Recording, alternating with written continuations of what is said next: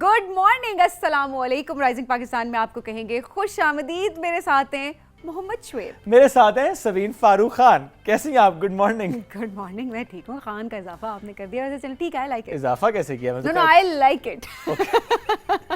कभी कभी कहता हूँ ना मैं आपको, फ्लो में अच्छा लगता है। हाँ ठीक है। ऑलराइट, सो आज हम प्रोग्राम का आगाज करते हैं एनर्जी के साथ। वैसे आज मुझे लग रहा है कि सबीन आपकी एनर्जी बहुत ज्यादा है। Why is that so? बस 3 घंटे सो जाया करें और फिर आ जाया करें, और बस आपकी एनर्जी, आपका दिमाग सुन्न हो जाता है। जब आपका दिमाग सुन्न हो जाता है तो फिर आपके अंदर एनर्जी है, क्योंकि आपको दूसरी कोई थॉट्स नहीं आ रही होती ना कि आपको नींद आई है या इतना फोकस्ड होके सिर्फ काम ही कर रहे हैं। मैं जिंदगी में बहुत गम है ना? नहीं, बिल्कुल भी नहीं है, मजाक करें, जोक्स अपार्ट। अल्हम्दुलिल्लाह ज़ाहिर अपने नाज़रीन से हमें कनेक्ट करना हल्का फुल्का तो होता है ना, नींद पूरी ना होने वाला। हाँ, लेकिन हम नाज़रीन से, जब मैं लिटरली बता रही हूँ, हम स्टूडियो आते हैं और हम आप लोगों से बात करने की हमें एक्साइटमेंट होती है, और नए नए टॉपिक्स पे जब हम बात कर रहे होते हैं तो सीरियसली हमारी सारी थकन भी ख़त्म हो जाती है। और सबसे अच्छी चीज़ ये होती है कि हमारे अंदर एक एनर्जी भी आ जाती है, बिकॉज ये जो कनेक्शन है ये बड़ा इंपॉर्टेंट होता है। अच्छा जी, आज का टॉपिक क्या है? आज का टॉपिक ये है कि हमें एक सवाल करना है, और सवाल ये है कि जो सेल्फ प्रमोशन होती है, व्हाट डू यू थिंक कि सेल्फ प्रमोशन आपके ग्रोथ के लिए कितनी इंपॉर्टेंट है, या कि आपकी ग्रोथ के लिए डैमेजिंग है? मैं चाहूंगी कि आप जरा इस टर्म को डिफाइन जरूर करें, सेल्फ प्रमोशन सोशल मीडिया के इस दौर में। जी, मैं डिफाइन करना चाहूंगा। कुछ लोग होते हैं जो कि सिर्फ काम करते हैं और उनका काम बोलता है, और कुछ लोग ऐसे होते हैं जो काम नहीं करते, सिर्फ बोलते हैं। तो जो सिर्फ काम नहीं करते, सिर्फ बोलते हैं, वो सेल्फ प्रमोशन कर रहे होते हैं। और जो सॉरी, मैं बहुत डायरेक्ट तो नहीं हो गया? बहुत सारे लोगों नहीं, बहुत सारे लोगों को जरूरत नहीं होती है खुद बताने की, क्योंकि वो उनका काम बोल रहे होते हैं। Let your work be the noise, let your success be the noise. लेकिन यहाँ पर लोग कुछ हैं जो शोर करने लग जाते हैं सिर्फ कि हमने ये अचीव कर लिया, हमने वो अचीव कर लिया, और फिर डिफरेंट प्लेटफॉर्म्स पे आप अपलोड कराना शुरू कर देते हैं। प्लेटफॉर्म्स पिक करें क्योंकि आपकी अचीवमेंट इतनी बड़ी है, दैट मेक्स सेंस। जब प्लेटफॉर्म्स पिक करें, जब आपकी अचीवमेंट इतनी बड़ी नहीं होती है, दैट मीन्स कि आपने कहकर वो पोस्ट लगवाई हुई है। पॉइंट ये डिस्कस करने का शुएब कि हम अपने काम पे फोकस नहीं कर रहे होते, हम अपनी स्किल्स को इम्प्रूव नहीं कर रहे होते, हम आगे बढ़ने का नहीं सोच रहे होते, हम सिर्फ इस चीज़ पर फोकस कर रहे होते हैं कि किस तरह से हमें फेम मिल जाए। फेम, इस तरह का जो फेम होता है, पहली बात तो वो फेम होता ही नहीं है, बिकॉज वो चीज़ अगर आपकी इतनी अच्छी नहीं है तो लोगों को तो अपील कर ही नहीं रही है। वो सिर्फ आप 2-3 जगह पर 2-3 घंटे के लिए अपेयर हो जाएंगे, and that's it, then you are gone. आप अगर अपनी स्किल्स पे काम करेंगे, स्किल्स पे काम करने की वजह से आपका काम सस्टेन करेगा और आपको लोग जानना शुरू कर जाएंगे, और फिर फेम और पैसा, मैं हमेशा कहती हूँ, फिर ये बाय प्रोडक्ट है। आपकी मेहनत है जो मैटर करती है, इसके अलावा सेल्फ प्रमोशन मैटर नहीं करती। शुभ, क्या ऐसे लोगों की ग्रोथ रुक जाती है? उनकी ग्रोथ हो रही होती है? नहीं। रुकी थी तब जब ग्रोथ हो रही होगी। I mean sorry but that's how it is. जो ग्रोथ जब हो रही होती है ना आपकी, तो फिर आप ऐसे काम नहीं कर रहे होते हैं।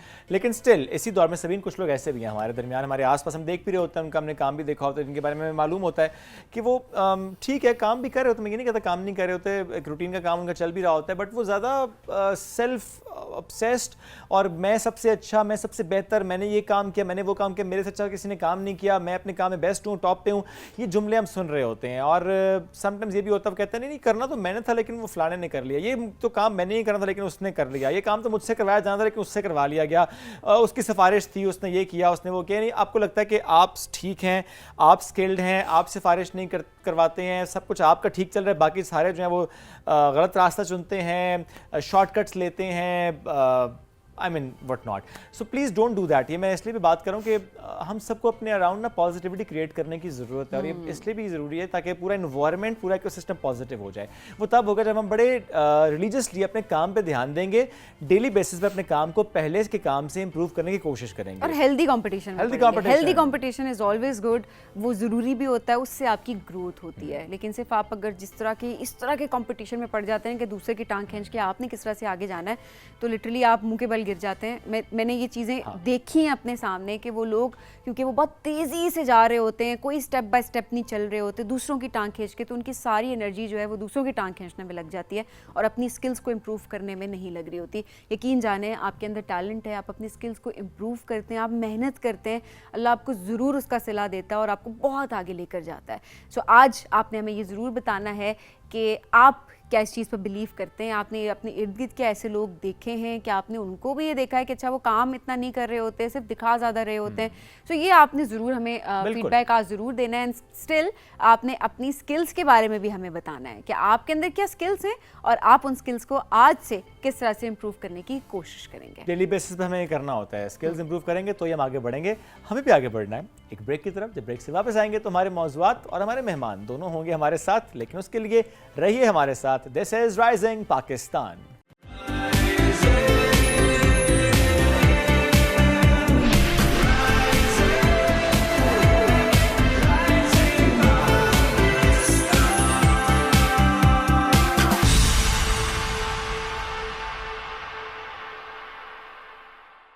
Welcome back to rising Pakistan में आपको कहेंगे खुश आमदीद। इस्लामाबाद की जब हम बात कर रहे होते हैं तो इस्लामाबाद की सबसे फेमस क्या चीज़ें हैं जी? मार्गला के पहाड़ सबसे फेमस है। मार्गला के पहाड़ सबसे फेवरेट है। ट्रेल्स बहुत फेमस है। एग्जैक्टली, फेमस भी है और फेवरेट भी है। हम कहते हैं हमें कहीं और जाने की ज़रूरत नहीं होती, हमें हाइकिंग के लिए जाना होता है तो हम ट्रेल्स पे चले जाते हैं। और ट्रेल 5, ट्रेल 6, ट्रेल 3 भी आप बता रहे थे कि बड़ा मुश्किल है, लेकिन ट्रेल 3 तो खैर बहुत मुश्किल है, मैं इसलिए वहाँ नहीं जाता, बट मुझे पर्सनली आजकल ट्रेल 7 और ट्रेल 4 बहुत ज़्यादा पसंद है। बहुत पसंद है आपको। चलें जी, जो जहाँ जाए। और अगर ट्रेल नहीं भी जा रहे सही तब भी मार्गला की रोड पे आप जाते हुए लेफ्ट साइड पे जो आपको खूबसूरत सा एक मंजर नजर और क्या खूबसूरत मौसम होता है लिटरली उस पूरे एरिया का कि वाकई आपको जो है, क्योंकि जब हम कहते हैं ना आप प्लांटेशन करेंगे, दरख्त होंगे, कुदरती हुस्न ज़्यादा होगा, आप नेचर के करीब होंगे तो आपकी मेंटल एंड फिजिकल हेल्थ जो है वो दोनों बेहतर होंगे। लेकिन अब ऐसे में हम क्या करेंगे, हम नेचर को किस तरह से बिगाड़ रहे होते हैं।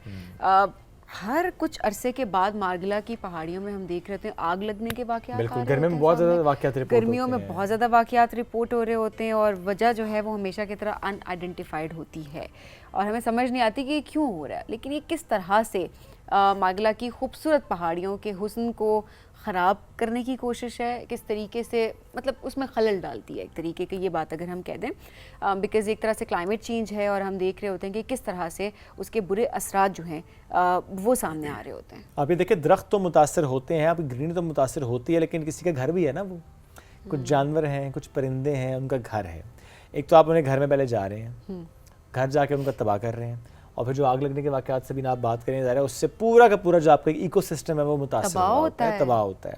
अब ऐसे में बहुत से लोग हैं जो कि इसकी अवेयरनेस पर भी काम कर रहे हैं। आपको याद होगा कि हमने अवेयरनेस मैन को अपने पास बुलाया था और उस वक्त खैर हम बात कर रहे थे कि वहाँ पे जो वाइल्ड लाइफ है उसकी कैसे प्रोटेक्शन, वहाँ पे जो कचरा नहीं फैलाना, जो हम देखते हैं ट्रेल 5 अब तो खैर खासी बेहतर है, बड़ी खुशी होती है जब ट्रेल 5 पे जाए और आप कचरा नज़र ना आए, बट स्टिल जितना काम हो कम इसलिए भी लगता है क्योंकि ज़रा बहुत रश है, बहुत लोग जाते हैं, कुछ नए लोग जाते हैं जिनको मालूम नहीं होता, वो कचरा फेंक आते हैं तो काम ज़रा ख़राब हो जाता है। लेकिन इसके साथ साथ चूँकि हमारा मौजू भी है कि जो आग लगने के वाक़यात रिपोर्ट हो रहे हैं, इसमें एक कहानी आजकल बड़ी वायरल है और वो सुल्तान की कहानी है। तो वो अवेयरनेस मैन से हम वो कहानी सुनेंगे भी कि वो कहानी क्या है, उसमें कैसे जानवर और परिंदे और उनकी एक इन्वॉल्वमेंट और उसके थ्रू एक मैसेज। तो हम मंसूर अहमद शिरवानी साहब, awareness man of Margalla hills, उनको वेलकम करते हैं। अस्सलाम वालेकुम जी, कैसे हैं आप? जी वालेकुम अस्सलाम, अल्हम्दुलिल्लाह, आपने बुलाया और हमारे अवेयरनेस को आगे फैलाने का मौका दिया। Sir thank you so much. सुना को मार्शल पड़ी है आपको? हाँ, बस से हो जाता है। क्या हुआ अब कहते हैं कि देखिए मैंने एक चीज़ और अनाउंस की हुई है कि मैंने मार्गला से शादी कर ली है, ठीक है। अब वो मेरी बेगम है, ठीक है। और क्योंकि मैं हफ्ते में 3-4 दिन वहाँ जाता हूँ, मैं उसको अपनी बहन के शरीक हयात की तरह उसका ख्याल करता हूँ। फिर तो 7 दिन जाना चाहिए। जी बिल्कुल। देखें, इसके खातिर मैंने मार भी खा ली है।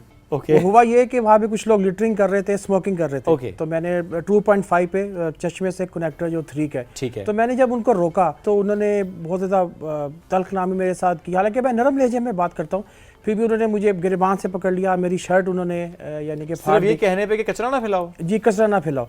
इस पे असल में देखिए हमारी एनवायरनमेंट की जो तालीम है, एजुकेशन है, उसका लेवल ही नहीं है। अब मेरे घर में एक लड़की काम करती है, जब वो अपने घर गई तो उसके शौहर ने कहा, भाई तुम जिस बाजी के घर काम करती हो ना, उसका बेटा मंसूर, मुझे उस पर बड़ा तरस आता है, बड़ा ही बेचारा गरीब है। उससे कहा क्यों? सारा दिन बेचारा कचरे उठाता है और बेच के गुजारा करता है। कहने का मकसद ये है कि अगर कोई कचरा उठा रहा है, अपने मुल्क की खिदमत कर रहा है, गलत उससे देखा, गलत इन द सेंस कि आप उसको, जो हमारे यहाँ स्टैंडर्ड्स है ना, नौकरियों के भी स्टैंडर्ड्स होते हैं कि हम कहते हैं कि अच्छा जी कचरा उठाने वाला या उठाने वाली तो हमसे कमतर है। ये हमारा माइंडसेट है जिसको बदलने की बहुत ज़रूरत है। बिल्कुल ऐसा ही है। तो मैंने उसको बुलाया, मैं कहा भाई देखो मैं कचरा क्यों उठाता हूँ, जब मैंने उसको बताया ना तब उसकी बात समझ में आ गई। इसीलिए देखिए हमें स्कूल के लेवल से जो एनवायरनमेंट की एजुकेशन है शामिल करनी चाहिए, बहुत ज़रूरी है। जैसे हमें पता ही नहीं था बचपन में ग्लोबल वार्मिंग क्लाइमेट चेंज क्या है। अच्छा मंसूर भाई, हमारे वक्त में वाकई नहीं था, लेकिन अब हम देखते हैं कि स्कूल में अवेयरनेस भी है, बच्चे सेंसिटाइज भी हैं, यानी अब बच्चे खासे इस मामले में ना अच्छा बिहेव कर रहे हैं। हम नहीं अच्छा बिहेव कर रहे, ये जो हमारी वाली जनरेशन है ना still not behaving, but Gen Z and Gen Alpha कुछ बेहतर बिहेव कर रहे हैं। देखिए आप फायर की बात हो रही थी, आग लगने में मैं तो ये कहता हूँ कि इंसानी गफलत का बहुत बड़ा हाथ है, उसके अलावा ऑप्शन ही कोई नहीं। बिल्कुल, देखिए लोग स्मोकिंग करते हैं, मैंने कई दफ़ा देखा है लोग सिगरेट को जब ख़त्म होती है नीचे फेंकते हैं, एक दफ़ा उसके बाद पैर रखा और आगे चले गए। मैंने बार भैया की सिगरेट उठाया है वो सुलग रहा होता है हल्का सा, देखें आप चले गए सिगरेट फेंक के, जब वो सिगरेट जंगल में गया उससे आग लग सकती है। फिर देखें वहाँ पे लोग बिरयानी के डब्बे फेंके होते हैं, प्लास्टिक की बोतल्स फेंकी होती है, जो प्लास्टिक है वो तो चिंगारी के ऊपर एटम बम का काम देता है। अक्सर लोग जब बारबेक्यू करते हैं ना तो प्लास्टिक का जो बैग है शॉप पर उससे वो आग लगाते हैं, तो जंगल की आग को बढ़ा देता है। देखिए मैं एक और बात कहना चाहूँगा, जैसे आपने भी कही कि जंगल में वाइल्ड लाइफ भी है, कलेज मुर्गा है वो अंडे ज़मीन पर देता है, इसके अलावा जानवरों के भी हकूक़ है। खुदा ना खासा अगर आप जाएं और आग लगी हुई हो, आप देखें जानवरों की चीखों पुकार कम से कम मुझसे तो बर्दाश्त नहीं होती, उनके घर ख़राब हो रहे होते हैं। जो चींटियाँ हैं वो भी कॉलोनीज़ बना के रहती हैं, एक सिविलाइज सोसाइटी की तरह रहती हैं, उनके खाने पीने का कमरा, उनके मीटिंग रूम सब कुछ होता है। आप अगर मारगला की मिट्टी खोदें ना, आपको सैकड़ों तरह के कीड़े मकोड़े नजर आने शुरू हो जाते हैं, तो हम क्यों उनकी लाइफ को डिस्टर्ब करते हैं, उनके भी बच्चे होते हैं। देखिए एक चीज़ और है, हम इंसान अपने बच्चों से प्यार नहीं करते, जानवर भी अपने बच्चों से उतना ही प्यार करते हैं, अगर उन्हें तकलीफ हो वो भी रोते हैं, उन्हें भी दर्द होता है। एक अगर मुर्गी भी है ना, अगर उसके बच्चे हैं, शेर सामने आ गया, अपने पर फैला के शेर के सामने खड़ी हो जाएगी, अपने बच्चों को आज नहीं आने देगी। तो प्लीज़ उनका भी ख्याल करें। फायर की वजह से दरख्त तो ख़राब होते ही हैं, फिर वाइल्ड लाइफ बहुत ज़्यादा डिस्टर्ब होती है जो हमारे इकोसिस्टम का हिस्सा है। बहुत से ऐसे मच्छर हैं, ऐसी चीज़ें हैं जो बैक्टीरिया को खाते हैं, ख़त्म करते हैं। अगर ये चीज़ें नहीं होगी तो इकोसिस्टम सारा ख़राब हो जाएगा, डिस्टर्ब हो जाएगा। और ऐसे में देखें काफ़ी अच्छी पॉलिसीज़ भी सामने, कुछ रिस्ट्रिक्शंस आ गई थी, जैसे बारबेक्यू पे पाबंदी है, अभी भी है, बिल्कुल है, बिकॉज आप नहीं जा सकते वहाँ पर, आग आप नहीं जला सकते। वैसे हम देख रहे थे कि ट्रेल 5 की मैं अगर बात करूँ तो वहाँ पर प्रॉपर एक स्पॉट बनाया हुआ था कॉर्नर पे करके बारबेक्यू का, वो दो एक ग्राउंड था, लेकिन स्टिल लोग उसको बड़ा मिसयूज भी कर रहे थे कि लकड़ियाँ लेकर आ रहे थे। फिर वही बात है कि हम डिस्टर्ब कर रहे हैं इकोसिस्टम को, लेके आते थे और जिस तरह आपने बताया कि शॉपर से आग लगाना शुरू हो गए थे। तो पाबंदी ना लगे किसी चीज़ पे अगर हम एहतियात करें, और वैसे भी जंगल में आग लगानी ही क्यों है, ज़रूरत ही क्या है, बारबेक्यू करना है और इतने स्पॉट्स है वहाँ पर जाके करें। चलो सर्दियों में तो हम देखते हैं सभी है तो वो भी गलत, जाते हैं कुछ देर के लिए बैठने के लिए, लकड़ियाँ इकट्ठी की, आग लगाई जी, ठंड लग रही है। और जो गर्मियों वाली बात आपने की, स्पेशली सिगरेट का बट, उससे जिस तरह से आग लगने के वाक़यात हमारे सामने आए, मतलब बहुत ज़्यादा वाक़यात हैं। सो मंसूर साहब, एक कहानी भी तो आजकल बड़ी आप सुना रहे हैं। जी बिल्कुल, सुल्तान की कहानी है ना। सुल्तान एक चीते का बच्चा था, जो मारगला में रहता था, उसकी दोस्त थी हिरन और मियाँ मिट्ठू तोता। इन तीनों को छुपन छुपाई खेलना और तितलियों के पीछे भागना बहुत पसंद था। मारगला में अपनी हंसी खुशी एक लाइफ गुजार रहे थे। तो एक सुबह मियाँ मिट्ठू ने कहा, अरे वो देखो सामने काला काला धुआं उठ रहा है। तो सुल्तान ने जब उधर देखा तो उसके चेहरे पे खौफ हो गया, उसने कहा, अरे ये तो जंगल की आग है, तो ये तो बड़ी ख़तरनाक होती है, चलो हम सबको इतला देते हैं और जो पानी का है जहाँ पे चश्मा है महफूज जगह, वहाँ पे हम सब जाते हैं। तो तीनों ने दौड़ना शुरू कर दिया, रास्ते में आने वाले जितने भी जानवर हैं, परिंदे, उनको बताना शुरू कर दिया कि अभी आग लग रही है, आप चश्मे तक पहुँचो महफूज। तो रास्ते में एक अजीबोगरीब माहौल था, जैसे कलेज मुर्गा है वो ज़मीन पे अंडे देता है, उसके अंडे ख़राब हो गए थे, घोंसले जल गए थे, एक चीखो पुकार थी, जानवरों की लाशें पड़ी हुई थी, माएँ अपने बच्चों के लिए रो रही थी, एक दर्दनाक मंजर था। खैर वो धुआं हो गया, उनको सांस लेना भी मुश्किल हो गया। खैर वो करते करते सारे जंगल के जानवरों को लेके चश्मे के किनारे तक पहुँच गए। अभी वहाँ पहुँचे ही थे तो सुल्तान को ख्याल आई, अरे वो जो हमारा बुढ़ा खरगोश है, ये कछुआ है, वो तो उधर ही बरगद के दरख्त के नीचे बैठा हुआ होगा, उसको लेके आते हैं। सबने उसको मना किया, लेकिन सुल्तान, मियाँ मिट्ठू और रानी हिरन, वो तीनों जैसे कैसे करते हुए पहाड़ में से होते हुए, धुएं के अंदर से होते हुए बरगद के दरख्त पे जब गए तो वो कछुआ बैठा मुस्कुरा रहा था। वो कह रहा था कि मुझे पता था कि मेरे दोस्त इस बुरे वक्त में मेरा साथ नहीं छोड़ेंगे और मुझे लेने ज़रूर आएंगे। तो वो तीनों ने उसको साथ लिया, वो चल पड़े। मियाँ मिट्ठू ऊपर से उनको रास्ता दिखाता रहा, फिर वही मंजर था, उनको सांस नहीं आ रहा था, हर तरफ धुआं था, चीखो पुकार थी जानवरों की। खैर वो ऐसा ऐसा करते करते चश्मे तक पहुँचे। जब वहाँ पे पहुँचे तो सब जानवरों ने मिलकर अल्लाह से दुआ की, या अल्लाह कि हमारा घर जल रहा है, हमारा मस्कन तबाह हो रहा है। तो अल्लाह ताला ने फिर बारिश की। जब बारिश हुई तो उससे यानी कि आग सारी जंगल की बुझ गई। फिर अगले दिन सब जानवरों ने देखा कि रीजनरेशन का प्रोसेस शुरू हो रहा है। कुछ दिनों में जो जड़ी बूटियाँ झाड़ियाँ जली थी, उनका नेचुरल हैबिटेट जला था, नई झाड़ियाँ उगना शुरू हो गई, रीजनरेशन स्टार्ट होगी। रीजनरेशन इसको कहते हैं कि दरख्त है वो अपना बीज छोड़ता है या किसी जानवर के लीटर से या उसका बीज आगे जाके गिरा तो वहाँ से नया पौधा उगना शुरू हो जाता है। ये इकोसिस्टम होता है एक जंगल का। तो फिर दोबारा सब कुछ हो गया। तो आज भी जो मार्गला के आने वाले जानवर हैं वो सुल्तान की बहादुरी की कहानी को याद करते हैं कि कैसे उसने सबको बचाया था और अपने दोस्त कछुए को भी नहीं छोड़ा था, उसको भी आग में से लेके आया था। देखिए इस कहानी का मकसद ये है कि जो जंगल है जानवरों का घर है, उनके भी बच्चे होते हैं, उन्हें दुख दर्द होता है, तकलीफ होती है, दोस्त हैं, बिल्कुल ऐसे। तो हम उनका नेचुरल हैबिटेट ख़राब ना करें।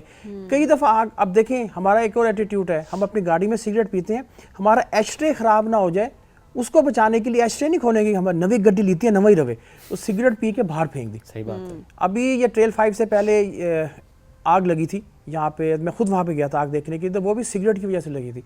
किसी ने चलती हुई गाड़ी में से सिगरेट बाहर फेंक दिया था और वो अभी तक वहाँ जाके देखे राख पड़ी हुई है और भी उसका रीजनरेशन शुरू नहीं हुआ, क्योंकि बारिश हुई है, राख हटेगी तो दोबारा होगा। तो देखें मुझे तो बड़ा अफसोस होता है। मैं तो यही कहूँगा भाई इंसान, देखें आप अगर मैं चींटियों की बात कर रहा था तो मैं अक्सर लोग भी तनकीद करते हैं कि भाई आप कीड़े मकोड़ों की बात करते हो, तो मैं आपको एक वाक़या सुनाता हूँ, कुरान पाक का वाक़या। हज़रत सुलेमान अलैहिस्सलाम जो चरिंद परिंद जानवरों की बोली और ज़ुबान वो जानते थे, तो वो अपने लश्कर के साथ एक जगह जा रहे थे, तो वो एक चींटियों की वादी में से गुजरे। तो चींटियों की जो मलका थी उसने कहा, ए चींटियों, हज़रत सुलेमान अलैहिस्सलाम का लश्कर आ रहा है, जल्दी जल्दी अपने बिलों में घुस जाओ। ये ना हो कि हज़रत सुलेमान अलैहिस्सलाम का लश्कर यानी कि बगैर जाने बूझे तुम्हें कुचल के चला जाए। तो हज़रत सुलेमान अलैहिस्सलाम ने उनकी बात सुन ली चींटी की, वह मुस्कुराए और खड़े हो गए और चींटियों को यानी कि महफूज जगह पर जाने दिया। देखें इस स्टोरी का किस्से का मकसद ये है कि जो चींटियां भी हैं इनका भी बच्चे होते हैं, लाइफ होती है, हम क्यों इनको तबाह करें? हम तो पाँव से कुचल के चले जाते हैं। चींटी है, बच्चे बैठे हुए हैं, वो मार रहे होते हैं। इम्पोर्टेंस से समझते ना हम, अल्लाह की बनाई हुई हर चीज उसका कोई ना कोई यूज है। एब्सोल्युटली। ये मैंने इसलिए वाकया बताया भी, और भी हदीस में आप देखें कई जगह ऐसा है कि चींटियों को जलाने से उससे मना किया गया है। अल्लाह ताला का फरमान है कि मेरी हमदो सना बयान करती हैं, तुम इनको कुछ भी ना कहो, मुज़र सी चीज़ है। और देखिए मैं एक और चीज़ कहता हूँ कि जैसे हमारे घरों में अक्सर चींटियाँ आ जाती हैं तो ख़वातीन वो धो देती हैं या पोछा मार देती हैं, तो मैं अपने घर में ये करता हूँ कि चीनी को लेके ना मीठा घर के कोने में रख देता हूँ। ओके, वहाँ चली जाए, वो डाइवर्ट होके पीछे चली जाती है, वो घर के अंदर नहीं आती, ख़वातीन डिस्टर्ब नहीं होती, काम वाली डिस्टर्ब नहीं होती, तो वो अपने आराम से कोने में लगी रहती हैं, उनका यानी कि खाना भी मिलता रहता है और हमारा घर भी महफूज रहता है। तो हमें कोशिश करनी चाहिए कि उनकी लाइफ है। और जो चींटियाँ हैं नहीं, लेकिन एक तो आप उन्हें देखें चींटियों को वो लेजी कर रहे हैं, अब खाना प्रोवाइड मीठा खाएंगे, let them find the food themselves. नहीं वो तो ठीक है, लेकिन अर्बन एरिया है ना, जंगल में तो मैं उनको नहीं देता, अब सिटीज़ में आती है। ये बात मैंने इसलिए क्योंकि आप हमेशा की बात करते हैं कि बंदरों को खाना मत खिलाएं, उनके लिए खाना ऑलरेडी मागला के पहाड़ियों पर है, तो आप उन्हें फीड मत करें। अपना खाना खुद ढूंढे। बंदर घर नहीं आते, लेकिन आ जाते हैं, आ जाते हैं, बंदर घर आते हैं, बहुत आते हैं, मेरे दोस्त रोज मुझे फोन करते हैं। आप F7 F6 में कहानियां सुनो ना, जाके किचन में घुस के खाना खा के जाते हैं। इंसानों ने आदी कर दी है ना उसको, बैरियर ब्रेक हो चुका है ना बंदर और इंसान के दरमियान का, अब वो बहुत फ्रैंक हो गए हैं, उंगली पकड़ाई थी उन्होंने हाथ पकड़ लिया है, एक्स्ट्रा फ्रैंक हो गए। बिल्कुल। देखिए अर्बन एरिया में आप कर सकते हैं जानवरों को, लेकिन जंगल में आप उनको फीड वगैरह नहीं दे सकते। जंगल में देखिए अगर एक दरख्त गिर जाए ना, आप उस दरख्त को नहीं उठा सकते, क्यों? जब वो दरख्त गिरेगा ना, वो कीड़े मकोड़े उसके अंदर आ जाएंगे, दीमक आ जाएगी, वो उसकी उनका शेल्टर बन जाएगा, उसकी खुराक का जरिया बन जाएगा, तो वहीं पड़े वो खत्म हो जाएगा। तो ये इकोसिस्टम का एक हिस्सा होता है। तो इस वजह से अब जैसे बिरयानी के डब्बे हैं, व्यू पॉइंट है, लोग वो फेंकते हैं, वो बहुत ज़्यादा खतरनाक है। और मैं आपको बात बताऊँ, जो प्लास्टिक की बोतल पड़ी होती है उससे भी आग लग जाती है। अच्छा, भला कैसे आग लग जाती है? प्लास्टिक की बोतल जब पड़ी भी होगी ना, उसके ऊपर जब धूप उस पे से गुजरेगी तो वो मुहद्दब अरसे का काम देगी और एक पॉइंट नीचे जाके लगेगा, जहाँ पे वो हीट पड़ती रहेगी और वहाँ पे आग लग जाएगी। तो कई दुनिया में आप गूगल भी कर सकते हैं कि इसकी वजह से आग लगी है, गाड़ियों के अंदर भी आग लगी है। यानी किसी शोले से नहीं, किसी सिगरेट के बट से नहीं, सिर्फ सूरज की शुआओं से, वो चाहे कोई ग्लास वहाँ पे आपने फेंक दिया, कोई प्लास्टिक फेंक दी, कोई भी ऐसी चीज़ जिससे वो रिफ्लेक्ट हो और उसके बाद फिर आग लग जाए, उसे आग लग जाती है। तो हम इस चीज़ से मना करते हैं। मैं खुद भी उठाता हूँ, अक्सर जो कांच होता है वो भी काफ़ी लोग वहाँ पे फेंक देते हैं। अब जैसे पूरा रमज़ान गुजरा है, पूरा रमज़ान मैंने रोज़े की हालत में ऊपर से लेके पूरी रोड मैंने अकेले ने साफ़ की है। मेरे पास बैग होते थे, लटकाए होते थे, और मैं पूरे व्यू पॉइंट साफ करता हुआ नीचे आता था। अच्छा, इतने अरसे से आप मंसूर काम भी कर रहे हैं अवेयरनेस पे, और स्पेशली डू नॉट लिटर, फ़र्क पड़ा नहीं है? जिससे बहुत फर्क पड़ा है। ट्रेल्स की हद तक आप देखें ना, ट्रेल पे बहुत फर्क पड़ा आप है। जाएं, आप देखें यूनिवर्सिटीज़ के बच्चे आते हैं, स्टूडेंट आते हैं, वो कहते हैं हम क्या इधर सफाई करें, इधर साफ़ करने में कुछ है नहीं। फिर मैं उनको बताता हूँ उधर चले जाओ या व्यू पॉइंट पे चले जाओ, वहाँ चले जाओ।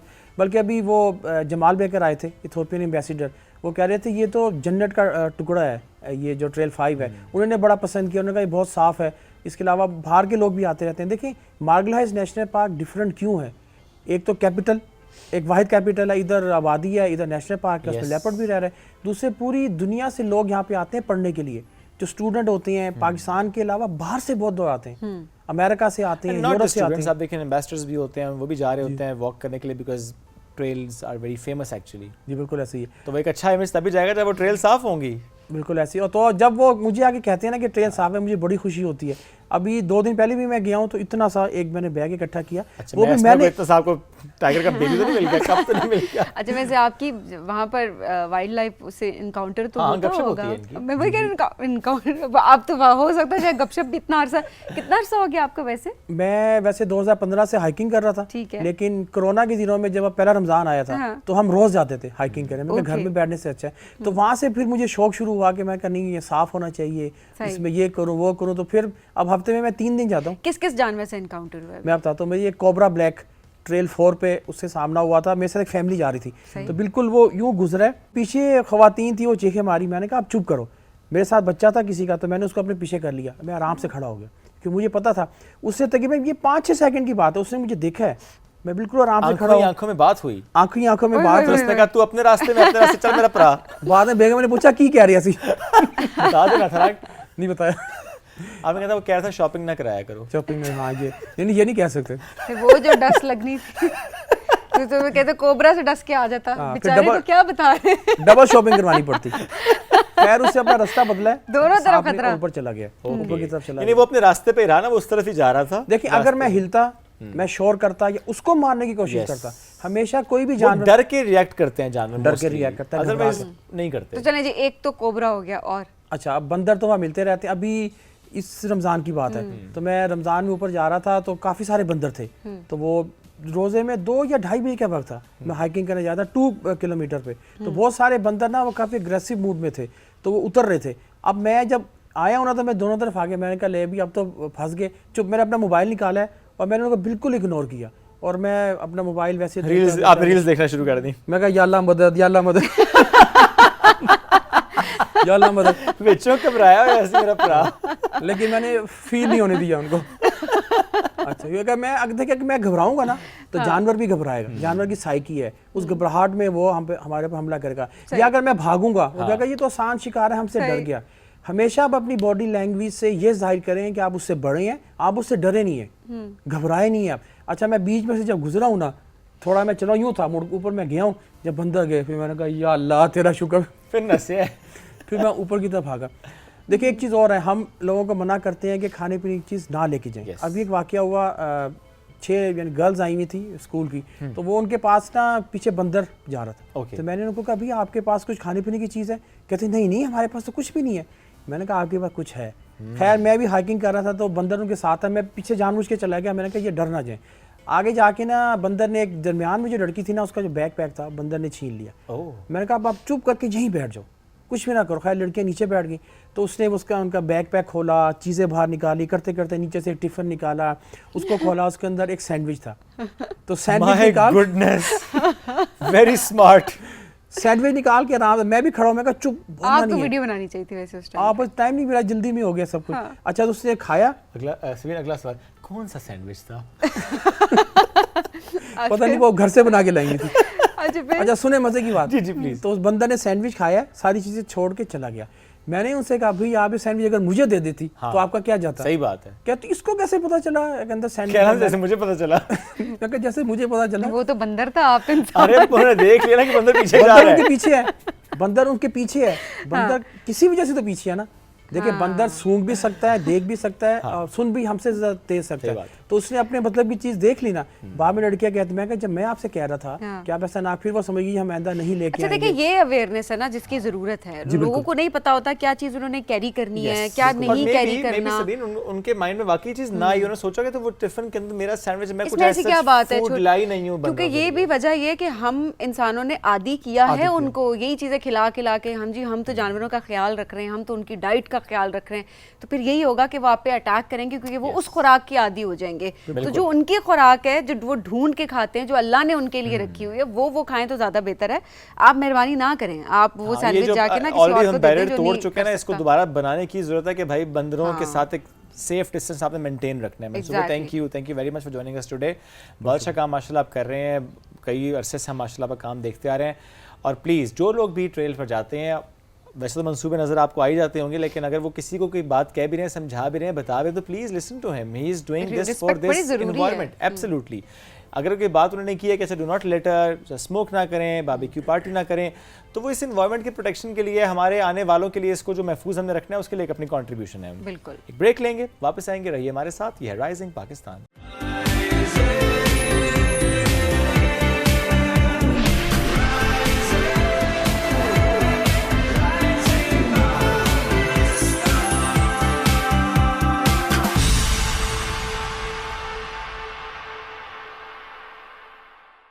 Welcome back. राइजिंग पाकिस्तान में एक बार फिर कहते हैं खुशामदीद। अब एक बहुत इंपॉर्टेंट मौजूद जिस पर आज हम बात करेंगे वो है नशा। नशे से छुटकारा हासिल करना कितना इंपॉर्टेंट है। नहीं, ये सिर्फ आप इसको यूँ मत समझें कि ये एक एडिक्शन है, एक आदत है जिसको आपने ख़त्म करना है। ये एक ऐसा मामला है जिसमें आपने ज़िंदगी की तरफ वापस आना है, अपनी फैमिली की तरफ वापस आना है, खुशी की तरफ वापस आना है, एक मीनिंगफुल पर्पसफुल लाइफ की तरफ वापस आना है। एंड देन जिम्मेदारी इर्द गिर्द वाले लोगों की क्या है कि अगर कोई छुटकारा हासिल करके अपनी ज़िंदगी में वापस आना चाह रहा है तो क्या वो एक्सेप्टेंस है, या अभी भी वो जो हम एक टैग लगा देते हैं और उसके बाद कोई शख्स अगर ज़िंदगी की तरफ वापस आना चाह रहा है, बेहतरी की तरफ आना चाह रहा है, क्या हम उसको एक्सेप्ट करते हैं? क्या हम अपने रवैये बदल रहे होते हैं? क्या हम उसको सपोर्ट कर रहे होते हैं? क्या हम उसको मौके प्रोवाइड कर रहे होते हैं? तो आज इस हवाले से भी हम ज़रा बात करने की कोशिश करेंगे। हमें ज्वाइन कर चुके हैं मोहम्मद हरमैन साहब, एडिक्शन ट्रीटमेंट स्पेशलिस्ट भी हैं, कई सालों से इदारा भी चला रहे हैं जिसके मुख्तलिफ ब्रांचेस भी हैं, नॉट जस्ट इन इस्लामाबाद बल्कि पंजाब के मुख्तलिफ शहरों में भी। इससे पहले ANF में भी सर्व कर चुके हैं, तो आज हमें प्रोग्राम में ज्वाइन किया, उनको हम वेलकम करते हैं। हरमैन साहब अस्सलाम वालेकुम, कैसे हैं? वालेकुम अस्सलाम, बेहद मशकूर हूँ आपका कि आपने मुझे मौका दिया। वक्त निकाला। चंद रोज़ पहले ड्रग एडिक्शन डे भी ऑब्जर्व किया गया, जो कि बड़ा इंपॉर्टेंट भी है, क्योंकि जब तक हम ये बात ना करें कि अच्छा इसकी कितनी इस वक्त इम्पोर्टेंस है कि हमने लोगों को इससे छुटकारा दिलाना है, इस टॉपिक पे बात करना कितना ज़रूरी है। अदरवाइज तो आज तक इस तरह के टॉपिक्स बात ना की जाए, क्या नशों के नाम ले रहे हैं बैठ के, इस तरह की बातें भी चल रही होती हैं। लेकिन आई रियली वांट कि आप बताइएगा कि इस बार किस तरह की बातचीत भी की गई है, क्या मज़ीद रेजोल्यूशंस की गई हैं, इस दिन को किस तरह से ऑब्जर्व किया गया था जिसका इम्पैक्ट हम आगे देखेंगे। अक्सर औकात ऐसे होता है कि कोई भी दिन मनाया जाता है ना, जैसे फादर्स डे, मदर्स डे या कोई भी ऐसा डे होता है, चाहे वो बैनुल अक़वामी सतह पर हो या आपके अपने मुल्की सतह पर हो, तो हम देखते हैं कि सिंबॉलिक होता है अक्सर औकात कि बस हाँ डे है तो उसकी एक ख़ास मीनिंग होती है। तो जो जहाँ तक हम बात करते हैं ना एडिक्शन के हवाले से या बैनुल अक़वामी सतह पर जो ड्रग्स हैं उनकी ट्रैफिकिंग के हवाले से या उसके इस्तेमाल या गलत या बिला वजह इस्तेमाल के हवाले से, तो ये दिन पाकिस्तान के नुक्ता नज़र से इसकी डेफिनेशन बिल्कुल मुख्तलिफ हो जाती है। सही। और वो इस तरह से होती है कि पाकिस्तान में अनफॉर्चुनेटली जो ड्रग्स का इस्तेमाल है इसको बीमारी नहीं समझा जाता, जैसे अभी आप बात कर रहे हैं इसको एक स्टिग्मा समझा जाता है, और फिर किरदार की ख़राबी समझा जाता है, और फिर ये कि इसके ऊपर बात करना या नाम लेना ये मायूब समझा जाता है। अब ये सारी सूरत हाल क्या बनाती है कि हम ये समझते हैं कि ये एक ऐसा क्राइसिस है जो कि अंडर कवर है और ये एपिडेमिक है, ये बहुत ज़्यादा फैल रहा है, ये नौजवान नस्ल को अपनी गिरफ्त में ले रहा है, और लेते लेते फिर मैं आपको ज़ाहिर है यही जो सिचुएशन है ये नौजवानों को अपनी गिरफ्त में लेते लेते हम ये बात कर सकते हैं कि देखें UNODC की रिपोर्ट 2015 के करीब है, उसके बाद हर साल तकरीबन 15 से 20% इजाफा भी होता रहा है, हो रहा है मुसलसल, कि पाकिस्तान में तकरीबन कोई 90 लाख के करीब लोग ड्रग्स में हैं। अच्छा।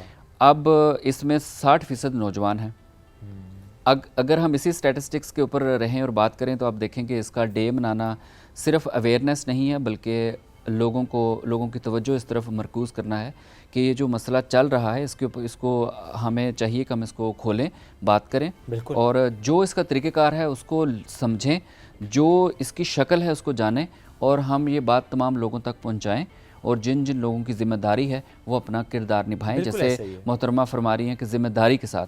तो ज़िम्मेदारी इस काम में भी हमारी बनती है, मगर अभी तक जो मैं बात करना चाह रहा हूँ, मैं भी यही बात करना चाह रहा हूँ कि हम इसको कुछ भी नहीं समझ रहे, और ये बहुत कुछ कर चुका है ये ड्रग। यस। तो हमें अब जिम्मेदारी लेनी होगी, चाहे वो हुकूमती सतह पर है या जितने स्टेक होल्डर्स हैं, Every service individual, providers every हैं, individual. फैमिली हैं, या कोई भी इंसान हम में से। That's very true. अच्छा अरमान साहब, थोड़ा सा हम अगर इसको डिफाइन करें कि जब हम कह रहे हैं कि 90 लाख लोग एडिक्टेड हैं इस वक्त पाकिस्तान में, 2015 की रिपोर्ट है, 2015 की उसके रिपोर्ट बाद है, सिचुएशन देखिए 10 साल हाँ। पहले की रिपोर्ट है, चलो बहुत फिगर चेंज भी होगी, बट स्टिल मैं समझना चाहता हूँ कि जब हम कहते हैं एडिक्शन या एडिक्टेड, उसकी क्या डेफिनेशन है? क्योंकि एक शख्स है वो सिगरेट पीता है, एक शख्स है उसने कोई और नशा किया है, ओकेजनल किया है, कभी कर लेता है कभी नहीं करता, वो अपनी जगह। जब हम एक टर्म यूज़ करें एडिक्शन, वो क्या है? क्योंकि जो फिगर है ये एडिक्शन वालों की फिगर है। आमतौर पर इसको जैसे पाकिस्तान में नशे की लत कहा जाता है, या समझा जाता है कि ये कोई शख्स है जो बड़ा बद किरदार है जो ये नशा कर रहा है। तो आप और हम इसको अब ये नहीं कह रहे, हम ये कह रहे हैं कि ये एडिक्शन है, यानी बीमारी है। जब हम इसको एडिक्शन या बीमारी की नज़र से समझते हैं तो ये एक ऐसी बीमारी है जो कि अपनी शक्ल में क्रॉनिक भी हो जाती है, ठीक है, ये रिलैप्सिंग माइल्ड है, भी होती है, ये ब्रेन डिजीज़ है, ठीक है। इसके होने यानी नशे के मुसलसल, नशावर किसी भी चीज़ के मुसलसल इस्तेमाल से इंसान के जहन पर असर होता है उसका। नहीं, और मैं क्वेश्चन है कोई भी शख्स हाँ। जो कि किसी भी किस्म का नशा उसने एक बार किया है, 2 बार किया, 5 बार किया, हम उसे एडिक्शन वाले असल में एडिक्शन की शक्ल तो मैंने आपको बता दी कि एक डिजीज़ है, ठीक है, ब्रेन डिजीज़ है, क्रॉनिक है, रिलैप्सिंग है। ठीक है। तो अगर हम इसको बीमारी ही समझे तो फिर जो आपने फरमाया अभी वो है इसकी कैटेगरीज़ के, अगर कोई शख्स कुछ अरसा उसको हुआ है तो वो इनिशियल स्टेज पे है, इसकी 4 स्टेजेस होती हैं। ठीक है। हमारे यहाँ अनफॉर्चुनेटली होता ये है कि हम पहली स्टेज पे तो बात ही नहीं करते। नहीं करते। पहली स्टेज क्या है, किसी ने चेक किया है और देखा है कि भाई क्या होता है, और जो भी उस प्रोसेस से गुजर रहा है तो हम उस पर तो बात नहीं करते हैं, और ना उसका किसी को पता चलता है, ना कोई ख़बर है। दूसरी और तीसरी स्टेज पे थोड़ा थोड़ा सा अलार्मिंग होता है, लोग समझते हैं कि हमारे बच्चे में कोई गड़बड़ है, लेकिन क्या है अब उसको छुपाना है क्योंकि वो गंदे रास्ते पे है और वो बुरा इंसान है, अब हम उसको छुपा रहे होते हैं। तो छुपाते छुपाते एक टाइम ऐसा आता है जब क्रॉनिक स्टेज शुरू हो जाती है। पाकिस्तान में हम बात ही क्रॉनिक स्टेज की करते हैं और फिर हम देखते हैं किसी बंदे को नाले के किनारे पे बैठा होता है। तो हमारे यहाँ कुछ भी नहीं है इस पूरे फेज़ के अंदर। बहुत ज़्यादा फ़िक्रमंदी की बात है, हम सर्विस प्रोवाइडर्स के लिए भी और पूरे मुल्क के लिए भी और आने वाली नस्ल के लिए भी। अच्छा, ये सब स्टार्ट जो होता है, जो आप इनिशियल स्टेज की बात कर रहे हैं, जो हमने अपने इर्द गिर्द देखा है, वो एक सिगरेट से स्टार्ट होता है। कंपनी में लड़के बैठे हुए हैं, लड़कियां बैठी हुई हैं, ठीक है, और सिगरेट एक कोई पी रहा है दोस्त, तो फैशन में हमने सिर्फ ट्राई किया और करते करते करते करते जाहिर सी बात है वो एक एडिक्शन की शक्ल इख्तियार करते। सिगरेट भी एक नशा है क्या? इसको एक्चुअल नशा कंसिडर किया जा सकता है? बिकॉज इतना आम हो चुका है कि जब तक आप बाकी कोई ड्रग नहीं ले रहे होते तो आप ड्रग एडिक्ट अपने आप को नहीं कह रहे होते, और आप कहते हैं हम तो सिर्फ सिगरेट पीते हैं। जी, जो हमारे यहाँ सिचुएशन है ना, जब तक हमारी हिम्मत होती है तो हम किसी भी नशे के ऊपर हम ये नहीं कहते हम एडिक्ट हैं। आइस हो, शराब हो या कुछ भी हो, तो लोग कहते हैं मैं तो कभी भी छोड़ सकता हूँ, मेरा तो ये मसला ही नहीं है, ये तो मसला घर वालों का है, ये तो आपका है, फलां का है। स्मोकिंग जो होता है तंबाकू जिसे बोलते हैं, टोबैको, ये इसके अंदर उसी तरह का स्टिमुलेंट केमिकल मौजूद होता है जैसे आइस में है। ये ब्रेन के लिए स्टिमुलेंट है, सही एक केमिकल है, और ये सिगरेट की शक्ल में लोग पीते हैं जिसके साथ 70 के करीब और भी केमिकल सिगरेट में शामिल होते हैं, जो कि most of the time drain opener chemicals जो होते हैं उनमें भी इस्तेमाल तो ये होते हैं। आइस से ज़्यादा डेंजरस है? ये दुनिया के जो आप कह लें कि 3-4 मोस्ट डेंजरस ड्रग्स हैं, tobacco in the form of cigarette उनमें शामिल है। सर आपने एक बात और की, इसका जो हमारा रिहैब सेंटर है, जैसे पाकिस्तान में रिवाज, हम इसका अपने रिहैब सेंटर पे ट्रीटमेंट नहीं कर सकते क्योंकि इसका लॉन्ग टर्म ट्रीटमेंट होता है। Really? हाँ, स्मोकिंग का, जिसे स्मोकिंग सीसेशन कहते हैं। आपने कभी कभार सुना होगा, पाकिस्तान में चूँकि हम ये भी बात कर लें, जैसे आपने फरमाया कि ऐसे शुरू करते हैं अपने पीयर ग्रुप के अंदर, तो पाकिस्तान में इस वक्त तकरीबन हर 5 में से 1 स्टूडेंट, यानी कि वो लोग जो एफर्ट कर रहे होते हैं और यंग हैं, वो किसी न किसी केमिकल में आ चुके हैं सिगरेट के अलावा। और हर 10 स्टूडेंट में से 1 स्टूडेंट प्रॉपर ड्रग एडिक्ट है पाकिस्तान में। That's तो alarming. ये बहुत बड़ी सिचुएशन है जिस पे हमें 10 में से 1 के होने का सर मतलब सीधा सीधा ये है कि वो एक अपने लिए तो खतरा है, सो है वो उन 10 के लिए भी तो खतरा है, वो सबके लिए खतरा है। सबके लिए खतरा है। अब वो पीयर प्रेशर की भी तो आप बात pressure. करते हैं, अभी बात की Yes. है। ये पीयर प्रेशर जो होता है ना, बेसिकली ये पीयर्स जो होते हैं दुनिया के बेस्ट काउंसलर होते हैं। ये आपके माँ बाप या फैमिली से ज़्यादा अच्छी काउंसलिंग कर लेते हैं। इन्होंने ज़बरदस्ती भी कर लेनी है, और ये सिर्फ ये नहीं कहते कि आप करके चेक कर लें, ये कहते नहीं नहीं करो, नहीं तो हमारा हिस्सा नहीं है। ऐसे ऐसे जुमले होते हैं, बंदा कर ही लेता है। हाँ, कर ही लेता है, ऐसा ट्राई कर मतलब लेता ये नहीं कि मैंने कभी किया है। अच्छा, मैं डिस्क्लेमर दे दूं, ऐसी कंपनी नहीं रखी ना हमने। अल्हम्दुलिल्लाह। आपने एक बात की कि इसमें कुछ केमिकल्स ऐसे होते हैं, सिगरेट में आप बात कर रहे थे कि ऐसे केमिकल्स होते हैं जो कि ड्रेन ओपनर वाले लिक्विड्स में इस्तेमाल होते हैं, गटर खोलने वाले लिक्विड्स में इस्तेमाल होते हैं। हाँ, बिल्कुल What are we doing?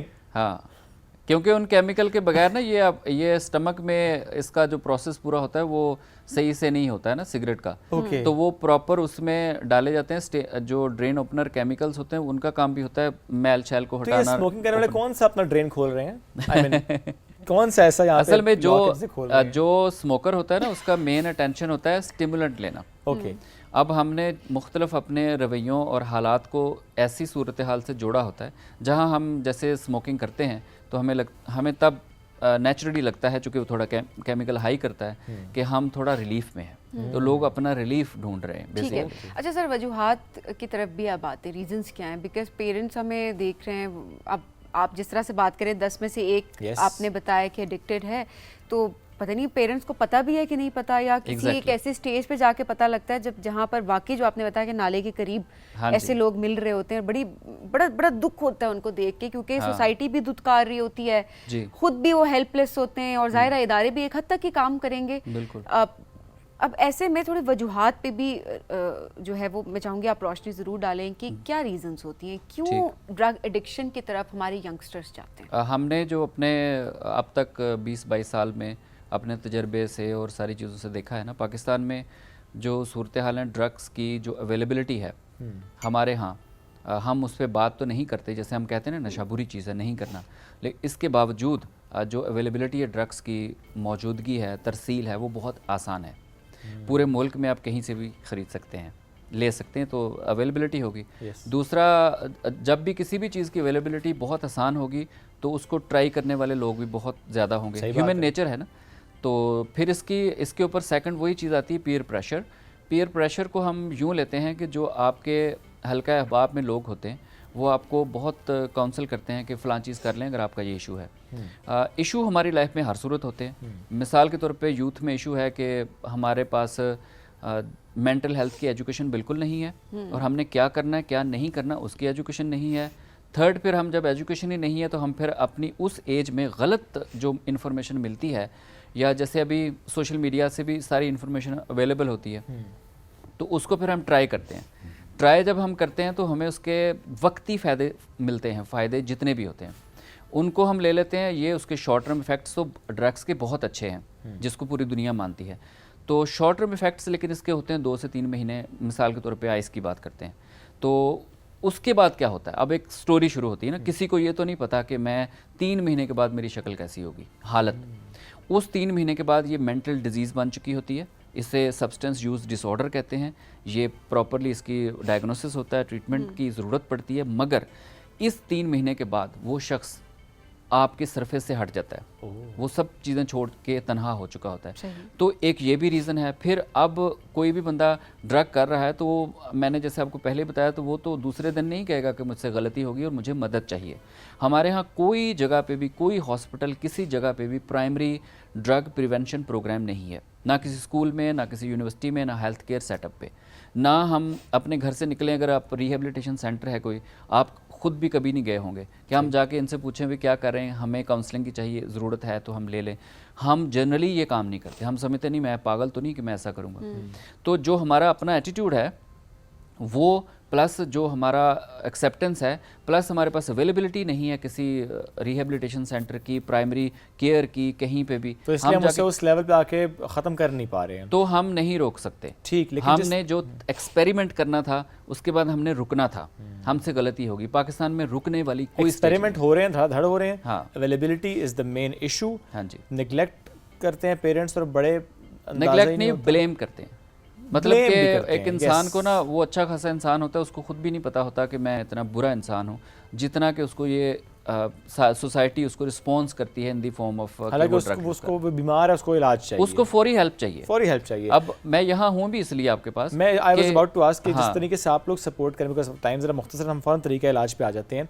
आप लोग किस तरीके से इनको देखते हैं, कैसे ये लोग आप तक पहुंचते हैं? बिकॉज आई मीन उनको तो मालूम भी नहीं होता कि हमें इलाज कराना है। आई एम श्योर कि एक बड़ा चैलेंज है कि उनको ये बताना कि यू नीड हेल्प।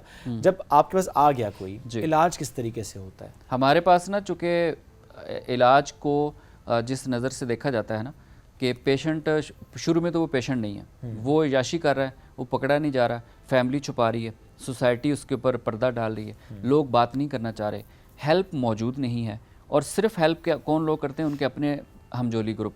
अगर किसी को वॉमिटिंग है तो वो लोग बताएंगे कौन सी दवाई खानी है। अगर किसी को कोई भी इशू है ड्रग से मुतल्लिका, तो उनके अपने लोग फ़ोन करके पूछ लेते हैं कि नींद नहीं आ रही तो अब मैं क्या करूं, या मैंने ड्रग ज़्यादा किया तो कम करने के लिए क्या टोटके हैं।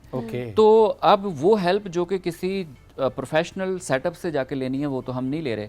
हमारे पास जो पाकिस्तान, पूरे पाकिस्तान में राइट नो किसी भी हॉस्पिटल में जब पेशेंट आता है तो वो क्रोनिक स्टेज पे होता है। क्रोनिक स्टेज पे पेशेंट पहुंचता है तब भी वो ये नहीं समझता कि मुझे हेल्प की ज़रूरत है। उसकी रीज़न है कि पहले दिन भी उसको नहीं पता कि मेरे से क्या हो गया है और मुझे कहाँ हेल्प की ज़रूरत है, मदद की ज़रूरत है। फैमिली जो पीछे बैठी है तो वो शर्मिंदगी में और ये समझते हो कि हमारा इज़्ज़त, नाम सब ख़राब हो गया है। अच्छा, फिर पैसा ख़राब हो गया, फिर सब कुछ ख़राब हो गया, अब ये बंदा इस काबिल ही नहीं कि हम इसको एक्सेप्ट करें। तो हमारे पास जब पेशेंट आता है तो बहुत बुरी हालत में क्रोनिक स्टेज पे आता है। अलमिया ये है ऊपर से कि ये वो स्टेज है जहाँ पे बहुत सारा सरमाया चाहिए होता है इसको ठीक करने के लिए, री इंटीग्रेशन के लिए। जैसे हम बात कर भी रहे थे, अगर किसी शख्स की हम उसका इलाज कर लें, बहाली पर काम कर लें, वो रिकवरी में आ भी जाए, तो मुआशरे में जहाँ से हम उसको लेके आए हैं, जहाँ हमने उसको वापस करना है, वहाँ पर क्या सूरत हाल है, ये एक घिनौनी वही चेन है, वही अवेलेबिलिटी तो है। वहाँ पे एक्सेप्टेंस नहीं है, कबूलियत नहीं, वापसी की किस कबूलियत बात तो है की कबूलियत चाहिए हमें कि अगर मैं एक ड्रग एडिक्ट हूँ तो मुझे बाकी तमाम लोगों की तरह मुझे अपॉर्चुनिटी चाहिए, मुझे हेल्प चाहिए, मुझे साथ चाहिए, मुझे भी आगे बढ़ना है। और मुझे अब आगे बढ़ने के लिए, मैं बीमार हूँ या मैं बीमारी में रहा हूँ, तो मुझे ज़्यादा हेल्प की ज़रूरत है। वो हेल्प सिर्फ पैसों में नहीं होती, वो ह्यूमन रिसोर्स है, हम एक दूसरे का साथ दे सकते हैं। किसी टाइम पे किसी शख्स ने उसको मोटिवेट किया था कि ड्रग करके देखो, आज भी उसी तरह की मोटिवेशन की ज़रूरत है, आगे बढ़ के देखो, हम तुम्हारे साथ हैं। लेकिन ऐसा बदकिस्मती से नहीं होता है। क्या होता है कि जैसे कोई ड्रग एडिक्ट वापस गया अपने घर या माशरे में, तो लोग उसके ऊपर सबसे पहली बात ये करते हैं कि ये तो तुम ठीक नहीं हो सकते हो। आप लोग इलाज कैसे करते हैं? इलाज जो होता है ना, उसका कौन-कौन लोग हैं, प्रोटोकॉल्स भी, और कोई अगर एडमिट कराना चाहे, क्या आप लोगों के प्रोटोकॉल्स होते हैं, क्या प्रोसीजर्स हैं? तकरीबन पूरे पाकिस्तान में इसी तरह की सूरत हाल होती है। किसी सरकारी, गैर सरकारी ट्रस्ट या किसी भी प्राइवेट सेटअप पे जाएं तो इलाज के मुख्तलिफ जो मराहल होते हैं, उनमें से एक पहला मरहला होता है मेडिकल डिटॉक्सिफिकेशन का, जहाँ पेशेंट को जो भी उसने ड्रग लिया होता है तो उसके विथड्रॉल सिम्टम्स को मैनेज किया जाता है, ताकि उसको जिस्म में तकलीफ ना हो, या अगर हो भी तो उसको मैनेज किया जाता है। फिर साइकेट्रिस्ट का और मेडिकल ऑफिसर का काम होता है ये डायग्नोसिस करना कि अब चूँकि क्रॉनिक स्टेज है तो वहाँ पर पहुँचते पहुँचते पेशेंट को और भी जहनी अमराज हो जाते हैं। जैसे एंग्जाइटी है, डिप्रेशन है, मूड के मसाइल हैं, स्किज़ोफ्रेनिया है, या शख्सियत के बहुत सारे आर्जे हैं, नींद की बीमारियां हैं, इस समेत दर्जनों और बीमारियां, और मेडिकल प्रॉब्लम भी हो जाते हैं, जैसे हेपेटाइटिस बी, सी, HIV, एड्स वगैरह, सारा कुछ, कोई भी चीज़ हो सकती है, उसको मैनेज करना होता है। उसके बाद एक स्टेज आती है जहाँ पे एक लंबा अरसा चाहिए होता है, उसे हम साइकोलॉजिकल रिहेबिलिटेशन कहते हैं। अब ये साइकोलॉजिकल रिहेबिलिटेशन साइकोलॉजिस्ट्स होते हैं, थेरेपिस्ट्स होते हैं, ये इनकी सुपरविजन में होता है, जहाँ उन्होंने फैमिली क्लाइंट की असेसमेंट के बाद थेरेपी करनी है और काउंसलिंग करनी है। तो इस काउंसलिंग में फैमिली इन्वॉल्वमेंट बहुत ज़रूरी होती है। जैसा मैं कह रहा हूँ कि अगर हमने कोई भी प्रोडक्ट तैयार करना है, जिस मार्केट को देना है, अगर मार्केट में एक्सेप्टेंस नहीं तो आपका प्रोडक्ट फेलियर है वहीं पे जहाँ आप तैयार कर रहे हैं। तो हमारे यहाँ सबसे हमारा लोग जो समझते हैं, मिसाल के तौर पे कोई पेशेंट दाखिल है तो उनकी फैमिली से हम बात करें कि आपका ताउन हमें किस तरह से चाहिए, तो वो कहते हैं बीमार ये है, हम नहीं, इसको इलाज की ज़रूरत है, हमें नहीं, इसको हालांकि सबको ही है। नहीं, उनको इस तरह से होती है कि आपसे अगर मदद चाहिए तो कैसी मदद चाहिए, आप अगर मदद कर सकते हैं तो कैसे कर सकते हैं। उसी फैमिली ने उनको एक्सेप्ट करना, तो आपने अपना जहन भी तो तब्दील करना है, तो आपको भी चाहिए ना। हाँ जी, तो जहाँ पे किसी भी इंसान को, चाहे वो घर है, चाहे आपका कोई स्कूल इदारा है, कोई भी ऑर्गेनाइजेशन है, जहाँ पे किसी को एक्सेप्ट नहीं किया जाता, वहाँ वो नहीं रह सकता। और फिर ज़ाहिर है हम देखते हैं कि रिलैप्स हो जाता है। जी, रिलैप्स हो जाता है। ये रिलैप्स होता ही इसलिए कि आप उसे एक्सेप्ट नहीं कर रहे होते, आप उसे वापस ज़िंदगी की तरफ जो आता है उसको आप सपोर्ट नहीं कर रहे होते। सर बहुत शुक्रिया, हरमैन सब साथ मौजूद थे, बहुत अच्छा काम आप करें। जिस आपने जिस तरह खुद भी मेंशन किया ना कि चाहे सरकारी इदारा कर रहा है, गैर सरकारी इदारा कर रहा है, कोई एनजीओ, कोई ट्रस्ट, कोई भी काम कर रहा है, इन्हीं प्रोटोकॉल्स के तहत वो काम तो कर लेंगे। ठीक है, पहला चैलेंज ये है कि वहाँ तक लेट पहुँचते हैं, ज़ाहिर है बहुत फाइनेंसेस इन्वॉल्व होते हैं, लेकिन जो एक बड़ा चैलेंज है कि जब वो वापस जाता है उसी सोसाइटी में, उसी माशरे में, तो वहाँ पे एक्सेप्टेंस नहीं होती। इस पर हम सबको काम करने की ज़रूरत है। पहली बात, जब हमें आप आसपास कोई नज़र आए, फैमिली में, दोस्तों में, कोलीग, किसी में भी, कि देयर इज़ समथिंग रॉन्ग, ये कुछ गड़बड़ हो रही है, पता भी होता है खैर हमें, और हम कहते नहीं उसका personal issue, no it's not his और हर पर्सनल इशू, उसको हेल्प चाहिए, बीमार है वो, तो आप उसे प्लीज़ काउंसिल करके लेकर जाएँ ताकि वो समझ जाए कि मुझे इलाज करवाना है। जब इलाज हो जाए उसके बाद उसे एक्सेप्ट करना कि ठीक है, जो हो गया सो हो गया, सपोर्ट करना, अपॉर्चुनिटीज प्रोवाइड करना बहुत ज़्यादा इंपॉर्टेंट है। Once again thank you so much. नाज़रीन, हम बढ़ेंगे एक ब्रेक की जानिब, stay with us.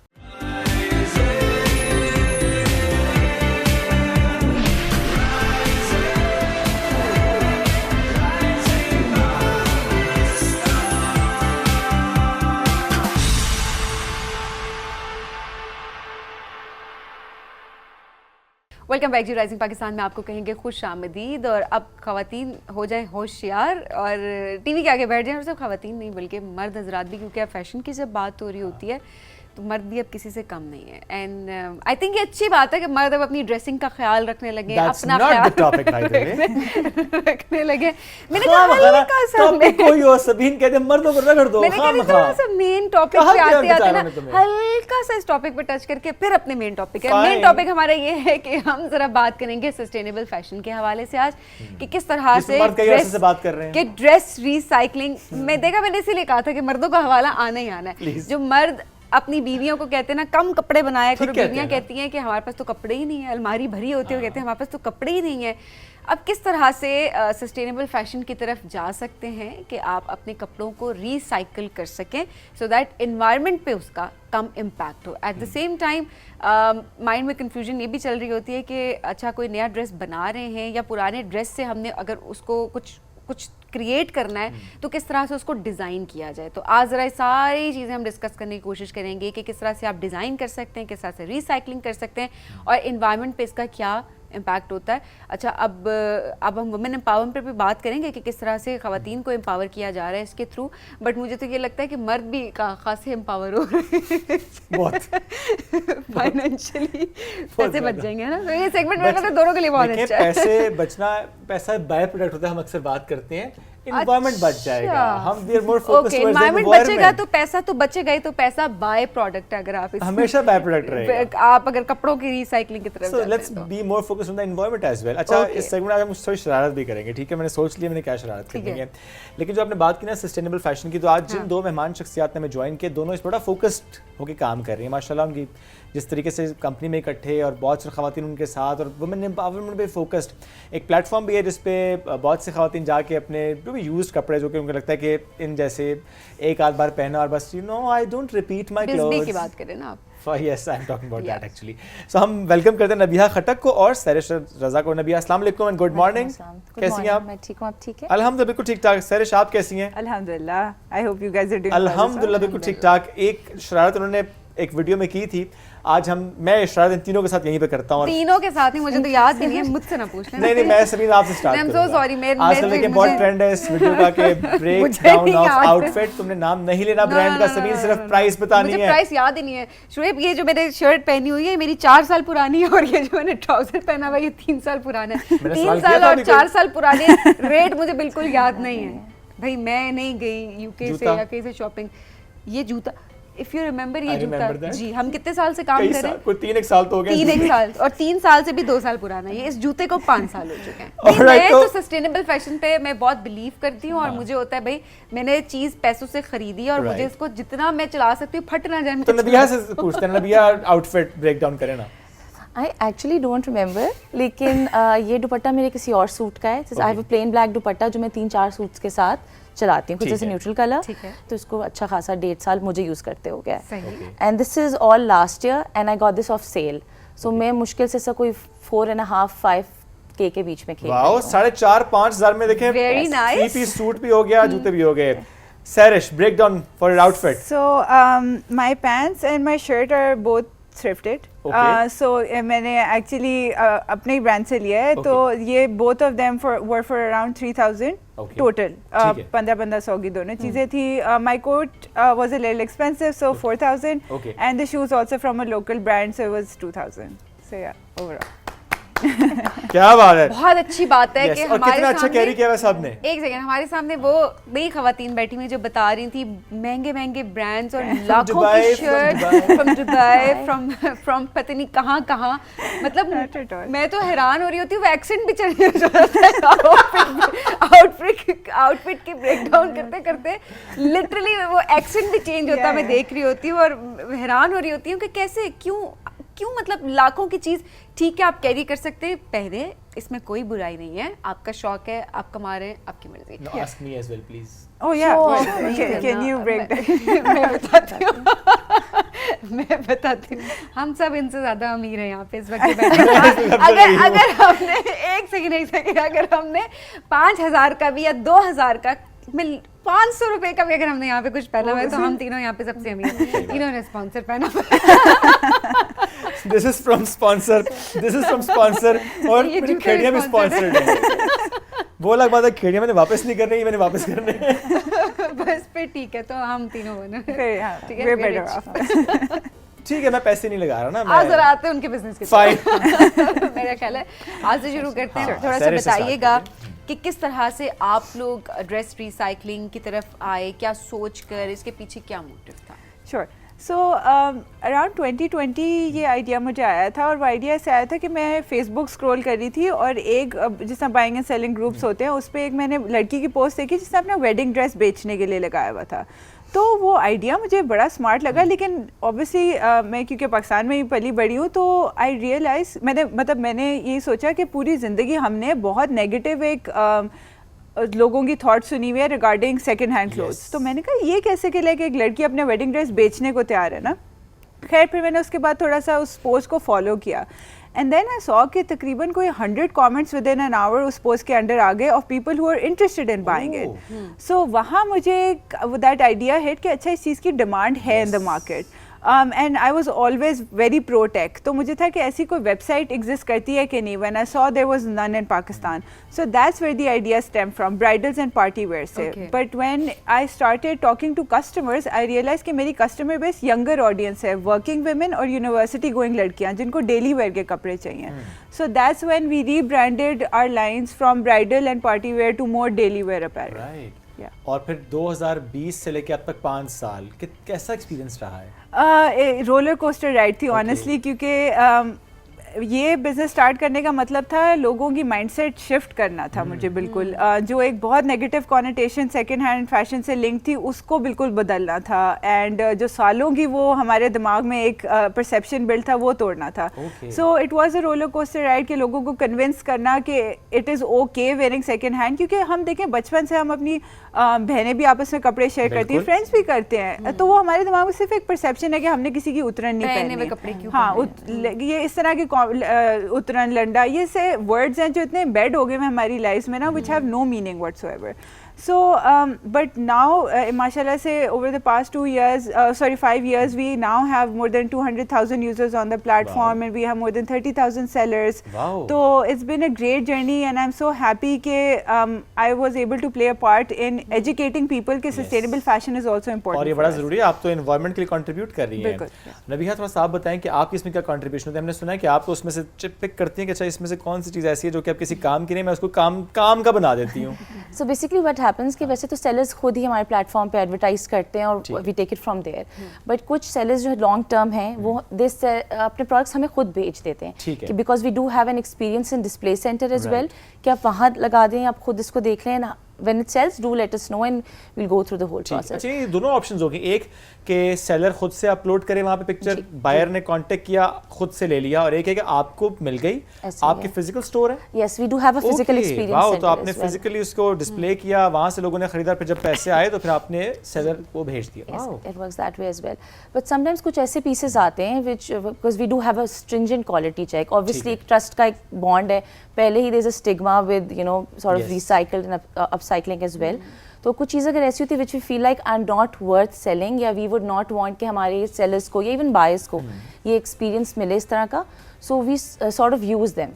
For example, recently we did get a dress, brown था, blackish embroidery, very Balochi style, ठीक है, वहाँ से किसी ने भेजा था, but I think it was काफ़ी टाइम से वो बंद पड़ा हुआ था, तो वो जो हल्के से उसमें से धागे निकलना शुरू हो जाते हैं, हल्का सा टक लग गया था, so we were discussing कि अभी सेलर भी हमारा बहुत अच्छा है, लॉन्ग टर्म है, और the embroidery was beautiful, मतलब इतनी ethnic, इतना पाकिस्तानी कल्चर उसमें रिप्रेजेंट हो रहा था, so we decided कि we had plain jeans के tote bag जो हमने जीन्स से खुद in house बनाए थे, we have on site designers as well जो बच्चे होते हैं, डिग्री कर रहे होते हैं, so they work with us. तो उधर we decided कि we'll use this embroidery, put those on those bags, और वो एक funky नए tote bags बन गए, we advertised those got sold off, and the kids were really happy कि आजकल काफ़ी ethnic embroidery की तरफ ना young generation अडेप्ट कर रही है कि वो हमारे स्टाइल में उसको करके दें, so tote bags with embroideries वो such a huge hit, so this is what we do कि अगर वो चीज़ वैसे सेल नहीं हो सकती, यूज़ नहीं हो सकती, तो वो एक सॉर्ट ऑफ न्यू पीस बन जाती है, स्टेटमेंट पीस बन जाती है, and one of a kind, because obviously mass production तो है नहीं, तो रेपिटेशन भी कहीं नजर नहीं आर्टिकल है ना, इसका कोई कॉपी शॉप ही Copy नहीं shop है, एक ही आर्टिकल है, उन खवातीन के लिए जो कहते हैं हमें वो पीस चाहिए जो किसी और ने ना पहना हो, सिग्नेचर पीस हमें दे दें, और उसके बाद बाकी यही होता है कि किसी और ने वो चीज़ ना पहनी हो। और ये यंगर जनरेशन में ज़्यादा चीज़ आ गई है, उन लोगों को फॉर देम फैशन जो है is a way of expressing themselves, तो वो ब्रांड्स को नहीं फॉलो करते, बस वो उन डिज़ाइंस को फॉलो करते हैं जो उनकी पर्सनैलिटी शोकेस करे, सो उनके लिए अपसाइक्लिंग इज समथिंग जो they are very into it. Okay, अच्छा, अब माइंडसेट चेंज होता, आप वाकई देख रही हैं ये वाला कि हमने उतरन नहीं पहननी, हमने एक दूसरों के कपड़े नहीं पहने, स्पेशली मैं ब्राइडल वेयर की बात कर रही हूँ, बिकॉज ऑनेस्टली ब्राइडल ड्रेस आप ले लेते हैं और लोगों को मैंने 15, 20, 25, 30 लाख का ड्रेस लेते हुए देखा है, जो कि बड़ा आम हो चुका है अभी, बड़े आराम से कहते हैं तो 15 लाख रुपए का है, और फिर डिज़ाइनर्स भी उस तरह से, और मैं उसको एक्सपेंसिव नहीं कहूँगी, मैं उसको कॉस्टली कहूँगी, क्योंकि उसके ऊपर काम भी वैसा ही हुआ होता है, ज़्यादातर हम देख रहे होते हैं, एक बार पहना उसके बाद वो किसी काम का नहीं है, सो सबसे ज्यादा आप कैजुअल पहनने हैं, भाई की दुल्हन को भी तो भाभी का डे होगा ना, मिलाल ने तो नहीं बेचा अपना ड्रेस, तुम्हें क्या मसला है? निकल गए ना कंट्रोवर्सी की तरफ। अरे मैं उनको आइडिया दे रहा हूँ कि आपने मुझे अगर बेचा होता, अपने पैसों से नया ड्रेस बना लेती तो कंट्रोवर्सी ना होती। Please continue. आप बताएं, कैजुअल वेयर की तरफ ज़्यादा लड़कियाँ आ रही हैं या सिर्फ ब्राइडल वेयर की तरफ आ रही हैं? सो ब्राइडल वेयर की तरफ भी बहुत ज़्यादा ऑब्वियसली रुझान है, क्योंकि अब वही बात है, लड़कियों का पहले एक होता था ना, इमोशनल अटैचमेंट बहुत होती थी ब्राइडल ड्रेस के साथ, तो ताहयात आप बस रखते थे, कबर्ड में ही रहता था, लेकिन रहता था औरतों के पास। लेकिन अब ऑब्वियसली जैसे जैसे जनरेशन चेंज हो रही है, दे बिकमिंग मोर लॉजिकल, तो वो इतनी इमोशनल अटैचमेंट चीज़ों के साथ नहीं रखते, तो बेचने वाले बहुत लोग हैं हमारे पास। But the problem right now with us is, क्योंकि हम लोग ऑनलाइन प्लेटफॉर्म है और हम पूरे पाकिस्तान में सर्विस दे रहे हैं, तो जो ब्राइडल खरीद रहा होता है ना, वो कहते हैं मुझे चेक करना है या मुझे पहन के देखना है बिफोर आई बाय इट, तो उस वजह से हम लोग ब्राइडल्स को इतना नहीं केटर कर पाते। बट हमारी अगेन क्योंकि ज़्यादा यूथ हमारी ऑडियंस है, तो उनकी डिमांड ज़्यादा फिर वही पार्टी वेयर हो गए आपके, जो आप शादियों पे नॉर्मल ड्रेसेस पहनते हैं, या आपके कैजुअल वेयर हो गए जो मैंने रोज़ यूनिवर्सिटी या ऑफिस पहन के जाना है। ओके, अच्छा नबिया, अब जाहिर है हम प्रमोट भी करें कि कैसे आप घर में अगर आपका कोई ड्रेस है ख़राब हो गया या आपका दिल नहीं कर रहा और आपको लगता है कि पुराना हो गया, और जैसे आपने बताया कि उसकी एम्ब्रॉयडरी इतनी खूबसूरत होती है बाजों का, तो उसको आप रीयूज़ कर सकते हैं। हम तो ख़राब हो गया सूट, पूरा सूट फेंक दिया, और ऑब्वियसली उससे एनवायरनमेंट पे भी एक बहुत बुरा असर हो रहा होता है। थोड़ा सा बताइएगा कि किस तरह से यूटिलाइज़ कर सकते हैं, क्या चीज़ें जो माइंड में सब रख सकते हैं कि घर बैठी कोई भी खातून अपने उस पुराने जोड़े को एक नए जोड़े में कन्वर्ट कर सकती है। सो अगर एक ऐसा ड्रेस है जो ठीक ठाक हालत में है एंड सीज़न चेंज हो गया है, कलर से दिल भर गया है, डिज़ाइन से दिल भर गया है, तो ऑफ कोर्स वो तो आप you can just list it on the platform और वो डायरेक्ट सेल हो जाएगा. पर if it's a piece that has a bit of damage या कुछ भी हो जाता है, कलर फेड हो जाता है, वॉशिंग की वजह से भी चीज़ें हो जाती हैं. सो इंस्टेड के you can reach out to us as well. आप हमारा प्लेटफॉर्म यूज़ कर सकते हैं, कॉन्टैक्ट डिटेल्स वहाँ पे हैं, आप उसके थ्रू हमें रीच आउट कर लें. लेकिन if you want to do something at home, I think I should like उसको थोड़ा टच कर लेती हूँ कि घर पे भी चीज़ें हो जाती हैं.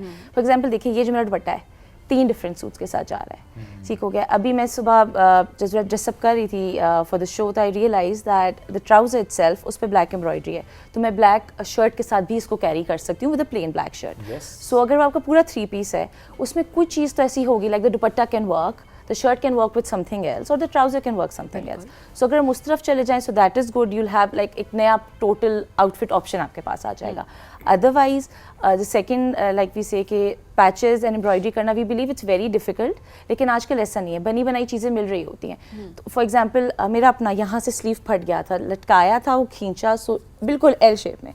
I got motives, उसको ग्लू गन से सिर्फ स्टिक किया और दोनों साइड पे पेस्ट कर दिया. सो इस तरह भी किया जा सकता है. And of course if you want to go to a longer run, आजकल बड़ा ट्रेंड चला हुआ है कि मेमोरीज कपड़ों के साथ होती हैं. सो व्हाट दे डू कि अपने कपड़ों के पीसेस बना के people started joining them into making covers for their quilts as memory pillows and memory quilts. So we can also go toward that कि वो एक मेमोरी भी रहेगी और वो बड़ा एक आर्टिस्टिक पीस भी बन जाएगा. वाह जी वाह, ये तो बड़ा आर्टिस्टिक काम शुरू हो गया. एक छोटी सी ब्रेक की तरफ बढ़ेंगे हम नबीहा सारिश. हम छोटी सी ब्रेक लेते हैं, ब्रेक से वापस आएंगे. हम ये सवाल भी रखेंगे कि अच्छा कितनी इसकी अवेयरनेस आई है, क्योंकि ज़ाहिर है जितनी ज़्यादा लोगों तक ये बात पहुंचे कि अच्छा there is a platform like this जहाँ पे आप जा सकते हैं और इस तरह से अपने आई मीन इकोनॉमिकली भी आपको फ़ायदा है एंड एनवायरनमेंट पे भी उसका अच्छा खवातीन impact किस तरह है. से एम्पावर हो रही है, किस तरह empower हो रही एम्पावरमेंट हैं, पे भी जरा हम yes. बात करेंगे इस ब्रेक के बाद. Stay with us.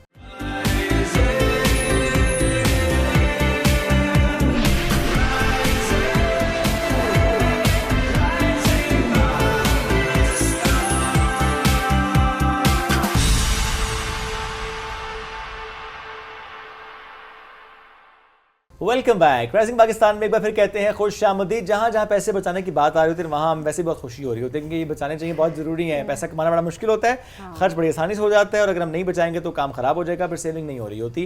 प्लस सबसे जो इंपॉर्टेंट फैक्टर है वो है हमारा इन्वायरमेंट. उसको बचाने के लिए जिस डोमेन पर हम काम करें वो काम है. चूँकि आज का हमारा मौजू भी आया था जिस पर हम ब्रेक पर जाने से पहले बात भी कर रहे थे, अपसाइकलिंग, रिसाइकलिंग ऑफ क्लोथ्स. ये बड़ा इंपॉर्टेंट है. वो यूज़ क्लोथ्स जो कि हम बस सम टाइम तो पूरा साल, 2 साल, 3 साल पेटियों में रख देते हैं. I mean, जब वो बिल्कुल किसी काम के नहीं रहते, जब चूहा उसे कुतर जाता है उसके बाद हम फेंकते हैं. तो बेहतर है कि पहले ही उसको बेच दिया जाए, तो बहुत जरूरी है. बेच दिया जाए या उसको रिसाइकिल कर दिया जाए, दोनों ऑप्शन रीडिजाइन कर दिया जाए. एब्सोल्युटली. तो नबीहा और सरिश साथ मौजूद हैं, जबरदस्त काम कर रही हैं. उनके प्लेटफॉर्म की हम बात कर रहे थे. थोड़ा सरिश मुझे बताएं कि चैलेंजेस भी तो फॉर श्योर इस पे आए होंगे आपको, इस प्लेटफॉर्म के बनाने में, उसके बाद लोगों तक इसकी आवाज़ पहुंचाने में. What were the challenges? So there have been different segments of challenges. First, from a business perspective, obviously क्योंकि लोगों के दिमाग में ये रुझान ही नहीं था कि कपड़े बिक भी सकते हैं. क्योंकि एक बहुत जो मुझे कमेंट आता था शुरू में when I started was that people said कि आप गरीबों का हक खा रही हो. बिकॉज नॉर्मली हम ये करते हैं ना कि कपड़े गरीबों को दे देते हैं, राइट? आपका अपनी किसी मेड को दे दिया, एक्सेट्रा एक्सेट्रा.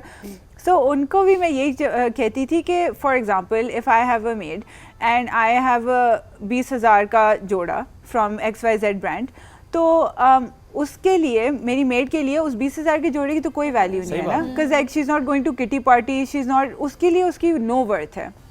सो मैं उनको ये कहती हूँ कि बजाय इसके कि आप वो जोड़ा दें उसको, अगर आप वही बेच के 5,000 उसके हाथ में पकड़ा दें, उसमें शायद वो अपने घर के 4 अफराद के जोड़े बना लें, right? So it's just how you perceive things कि उनके लिए आप इस तरह भी उनके लिए मैक्सिमाइज वैल्यू कर सकते हैं. वो आपकी नीयत है कि आप डोनेशन की नीयत से करना चाहते हो, आप किस नीयत से करना चाहते हो. आप पैसे दे भी रहे हैं उनको, नहीं दे रहे. हाँ, इसमें बात और भी कि फॉर एग्जांपल आप अपने सारे जो भी यूज्ड कपड़े जो कि आपने देने होते हैं निकालते हैं, पूरे थैले बनाते देते हैं, उसमें से वो साइज के होते हैं, नहीं होते, उसमें से 1-2 पिक करते हैं, बाकी वो भी ज़ाया कर देंगे, ऐसे ही है, वो पोर्ट्रेट बना लेंगे, कुछ कर लेंगे. तो ज़ाया होने से बहुत बेहतर है कि आप बेचें. ऑलराइट. अब मुझे बताएं कि इसमें ये जो हम अक्सर देखते हैं कि वेबसाइट पे आपने कुछ चीज़ अपलोड की तो आप एक टाइम आ रहा होता है कि अच्छा इस टाइम पे आपका बिक गया. कोई एवरेज टाइम भी है आप लोगों के इस प्लेटफॉर्म पे जिसमें हम कह सकें कि आपने आज अपलोड किया तो एवरेज टाइम ये इसमें बिक जाएगा? So 7 days is a usually turnaround time. इतने में whatever you upload on the website, तो वो within 7 days उस पर आपको आ जाता है, फिर वो हमारे पास आता है product, but 7 days is the average time. But if you want कि थोड़ा जल्दी हो जाए, तो जो हम personalized service देते हैं कि आप हमें भेज दें, तो हम उसको खुद पिक्चर करते हैं, खुद उसकी फोटोग्राफी करते हैं, प्रॉपर करते हैं. एंड वी डू अंडरस्टैंड कि ऑब्वियसली जो एक वर्किंग मॉम है या कोई हाउस वाइफ है, वो इतनी बिजी होती है कि द काइंड ऑफ पिक्चर्स वो देंगी, मे बी थोड़ा लाइटिंग का इशू आ गया है, ड्रेस इतना क्लियर नज़र नहीं आ रहा, तो ऑब्वियसली समटाइम्स उसकी वजह से भी रिस्पॉन्स उनका स्लो हो सकता है. But the work we do, तो हम प्रोफेशनल फोटोग्राफी करते हैं, मॉडल्स को पहना दे के we take pictures, we upload them, तो फिर उस पर रिस्पॉन्स ऑब्वियसली ज़्यादा आता है. एंड द लाइव सेशंस हम कभी कभार कर लेते हैं, तो उस पर तो साथ चीज़ें मैसेजेस आ रहे हैं. स्टार्ट हुई थी ना जब से वो लॉन्ग के छोटे वाली वीडियोस मैंने देखे धड़ वाली, उसके बाद से बहुत इन है. अब तो वैसे बड़ा अच्छा, ये भी एक बिजनेस का तरीका है कि लाइव ही जो आप पसंद कर रहे होते हैं. अच्छा अब ये बताएं जरा, हम अक्सर आउटलेट्स पे देखते हैं कि एक जोड़े पे लड़ाइयाँ भी हो रही होती हैं, सेल के नाम नहीं लेना किसी ब्रांड का, लेकिन सबको पता है, लेकिन वहाँ पे तुम गुस्सा हो जाते हैं, और हमने तो ऐसे बहुत कुछ चलते देखा है वहाँ पे बैड सीन होता है. तो आप लोग के साथ भी ऐसा होता है कि एक प्रोडक्ट है और 2 या 3 या 4 खवातीन एक साथ उसको पसंद किया है, तो फिर देन आप उसको पिक किस तरह से करते हैं? सो हमारा it's a very clear first come first serve model. Okay, तो आवर कस्टमर्स नो कि हम जो प्रोडक्ट अपलोड कर रहे हैं वो हमारे पास एक ही है, तो whoever is going to message us first या whoever is going to place the order first, वो ऑर्डर उसके पास जाएगा. ये तो नहीं कहते फेवरेटिज्म कर रहे हैं आप? नहीं वो उन्होंने पैसे लेने हैं. वो ई-कॉमर्स प्लेटफॉर्म का यही फायदा है कि हमें ज्यादा बातें नहीं सुननी पड़ती, क्योंकि वो हमें कुछ बोल नहीं कुछ सकते, बोलेंगे तो कॉन्वर्सेशन की ऑप्शन ही नहीं है. जैसे किसी ने पिक किया तो उसके बाद से आपने उससे वहां से हटा दिया, वो आउट ऑफ स्टॉक हो गया ना, आपकी वेबसाइट पे आउट ऑफ स्टॉक हो गया. कैसे आप लिखते हैं कि अच्छा कंडीशन वाइज कैसा है, डायमेंशंस, आई मीन मेजरमेंट्स उसकी? जी सब कुछ एवरीथिंग मेंशन. अगर माइल्ड कोई डिफेक्ट भी हो ना, कुछ बहुत माइल्ड होता है जिनका कोई फर्क नहीं पड़ता, बट वो भी मेंशन्ड होता है कि ये है, so the buyer is informed कि जो भी उनको मिल रहा है वो एग्जैक्ट वही चीज़ है जो इन्फॉर्मेशन वेबसाइट पे ऑलरेडी अवेलेबल है. रिटर्न पॉलिसी भी होती है? जी हाँ, ओपन रिटर्न पॉलिसी है कि in case you are not satisfied तो आप ड्रेस वापस भेज सकते हैं, and then we will reimburse. कितने डेज में वापस भेज सकते हैं? 3 डेज. 3 डेज के अंदर आपको वो ड्रेस अगर वो रिटर्न कर दें तो बस वो रिटर्न हो जाता है. जी इन केस कोई लाइक उसी हालत में लेकिन वापस करना है. जी ये भी बड़ा पता नहीं, I don't know if I can please talk about it please. But one funny instance that we faced was कि हम लोगों ने, क्योंकि हमारा हर प्रोडक्ट क्वालिटी चेक होके आगे जाता है, तो क्वालिटी का तो इशू हो नहीं सकता. ठीक है. एक बायर थी, उन्होंने हमें मैसेज किया कि ये आपने फटा हुआ प्रोडक्ट भेज दिया ना. अच्छा माइल्ड फटा मुझे समझ भी है कि चलो नज़र से गुजर गया, वो प्रॉपर फटा लाइक शलवार वो पूरी यहाँ से फटी हुई थी ना. तो basically then I talk to my quality assurance team, वो कहते हैं कि मैम हम वीडियो रिकॉर्डिंग निकालने को तैयार है क्योंकि प्रॉपर्ली चेक्ड इट. ऐसा हो ही नहीं सकता कि इतना बड़ा वो पैच हमारी नज़र से गुजर जाए. ट्राई किया और रेसलिंग कर लिया, फिर वही ना ये. So lot of people when they want to return stuff they do that actually. So it's a sad reality. आप जो कर रहे होते हैं ना, सारों को पता होता है कौन क्या कब कर रहा है, कौन कब कैसे क्या कर रहा है. ये ना समझे कि पता नहीं, पर्दा रखना पड़ जाता है, पता चल रहा होता है. मेरे ख्याल ये देखिए कितने चैलेंजेस हैं एक बिजनेस रन करने के लिहाज से अगर देखा इट्स जाए. वेरी डिफिकल्ट एंड स्पेशली मतलब इसीलिए मैं कहती हूँ कि when there is a small, now that I am running my own business ना, तो अब मैं लोगों की बिजनेसेस की तरफ ज्यादा फॉरगिविंग हो गई हूँ. किसी रेस्टोरेंट जाऊँ, खाना ठंडा है, I am like it's okay, I understand, हो जाता है क्योंकि दीस थिंग्स हैपन राइट, क्योंकि अंडरस्टैंडिंग आपकी डेवलप हो जाती है. यस बिकॉज़ आप उस पोजीशन में खातून होने की हैसियत से ज़्यादा आपको चैलेंजेस लगता है कि फेस करने पड़ते हैं जब आप कोई बिजनेस रन करते हैं? Yes and no. मैं ये नहीं कहूँगी कि पाकिस्तान में रहते हुए मुझे बीइंग अ वुमेन बिज़नेस करना मुश्किल था, क्योंकि इससे पहले बिजनेस स्टार्ट करने से पहले मैं 8 साल एक कंपनी में सीनियर रोल पे काम भी कर रही थी. I never faced any discrimination. मुझे कभी कोई ये नहीं फील हुआ क्योंकि मैं लड़की हूँ तो मेरे साथ डिफरेंटली मैं ट्रीट हो रही हूँ. बिजनेस पर्सपेक्टिव से it was a little different because और वो भी पर्टिकुलरली एक सेगमेंट में when I started raising investment for my business ना, तो तब मैंने मेन चैलेंज ये फेस किया कि every investor that I was going to, वो ये मुझे कहते थे कि क्योंकि आप सोलो फीमेल फाउंडर हैं, so hence we can't invest, you get a male cofounder with you and then we are willing to invest in your business. And आपको एक बड़ा सरप्राइजिंग स्टेटिस्टिक बताती हूँ, दुनिया भर में only 1% female owned businesses get funding. Only 1%, and this is not Pakistan, this is global. Global. Yeah. कि वो देखे माइंड सेट एग्जिस्ट कर रहा है पूरी दुनिया में कि अगर खातून चला रही है तो फिर रिस्क है। Yes. ये माइंड सेट है ना, जाहिर है। बिल्कुल माइंड सेट है। इसको चेंज करने के लिए ज़्यादा काम होने की ज़रूरत है, आप कर लो। और मैं एक अप्रिशिएट करना चाहूँगी जनरली पाकिस्तान में, being in Pakistan I have an edge over boys, क्योंकि पाकिस्तान में अब बहुत सारी इस तरह की इनिशिएटिव्स आ गए हुए हैं where they are actually promoting women entrepreneurs more. तो हम लोगों के लिए अब पाकिस्तान में रहते हुए ज़्यादा ऐसा ही है। आप लोग मिल गया जितना मिला था, बहुत बेचारे है ना। तो सो हम लोगों के लिए अब it is a good time to be a woman, because अब women are actually being more empowered as compared to minority. इस वक्त भी माइनॉरिटी है, आप माइनॉरिटी हैं। अच्छा, इस वक्त आप माइनॉरिटी हैं, मैं फील कर रहा हूँ। आप लोग किस तरह से आगे बाकी खवातीन को आप एम्पावर कर रही हैं? Why only women? मर्दों को क्यों नहीं एम्पावर कर रहे? वो बहुत एक्स्ट्रा एम्पावर, मर्द ना बेचे अपने कपड़े, ओवर एम्पावर हो जाएंगे। मर्द नहीं बेचते ना, वही तो मसला है। मुझे बहुत लोगों ने पूछा मर्दों के कपड़े क्यों नहीं बेचती। मैंने कहा मर्द का कपड़ा जब तक पोची की हालत में नहीं आ जाता वो उसको छोड़ते ही नहीं है। वो एक टी शर्ट वो जब तक बेगम बनाती है, वही, हाँ वही बहन बनाती है, अदरवाइज तो वो पोचा भी ना बना दे, वो तो अलमारी में ऐसे होके। इतने ज्यादा एनवायरनमेंट फ्रेंडली होते हैं, कम कपड़े कम लेते हैं, मिनिमलिस्ट होते हैं। एक ही white T shirt, black T shirt ले लेते हैं, उसी को यूज करते हैं। सोने में भी वही है, पार्टी में भी वही है, बिजनेस में भी वही है, ट्रिप पे भी वही है, हमारा एनवायरनमेंट प्रोटेक्ट हो रहा है, तो we are which is why like my business is not for you guys, that's why ना, क्योंकि कोई बेचने वाला ही नहीं होगा तो खरीदने वाला। खवातीन को कैसे एम्पावर कर रही है? खवातीन के हमने स्पेसिफिक एक मेरा फोकस था when I was starting off, in which हम लोगों ने देखा कि जब हम सेलर्स को ऑनबोर्ड करना शुरू हुए ना, तो आई स्टार्टेड नोटिसिंग कि हम ऑब्वियसली बैंक डिटेल्स मांगते थे क्योंकि हम लोग ऑनलाइन ट्रांजैक्शन करते थे सेलर्स को। बट जब हम मांगते थे तो वो मेजॉरिटी के पास 70% के पास did not have their own bank accounts. वो कहते थे कि अच्छा हम अपने भाई का देते हैं, अपने अब्बू का देते हैं, etcetera etcetera.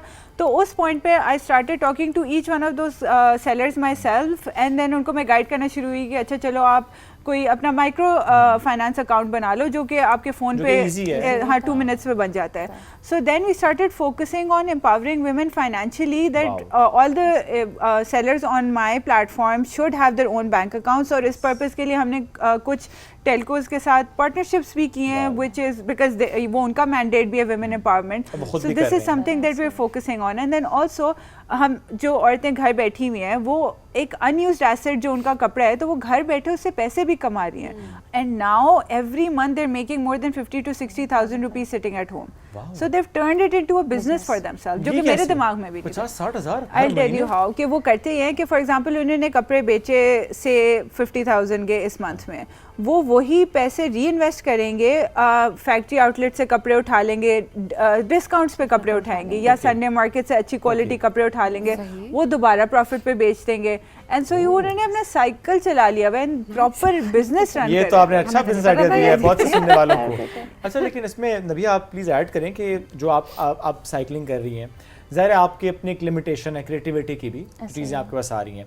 So do you have a team? आप कैसे करते हैं कि अच्छा जो आप इतना ज़्यादा आपके पास आ गया है जो कि आप चाहते हैं कि आप वो आप साइकिल हो, उसके लिए किस तरह से आप और क्रिएटिविटी ऐड करते हैं और लोगों को आप कहते हैं कि अच्छा वो भी इसमें शामिल हो, उनकी क्रिएटिविटी आए, नए नए प्रोडक्ट्स बन रहे हों?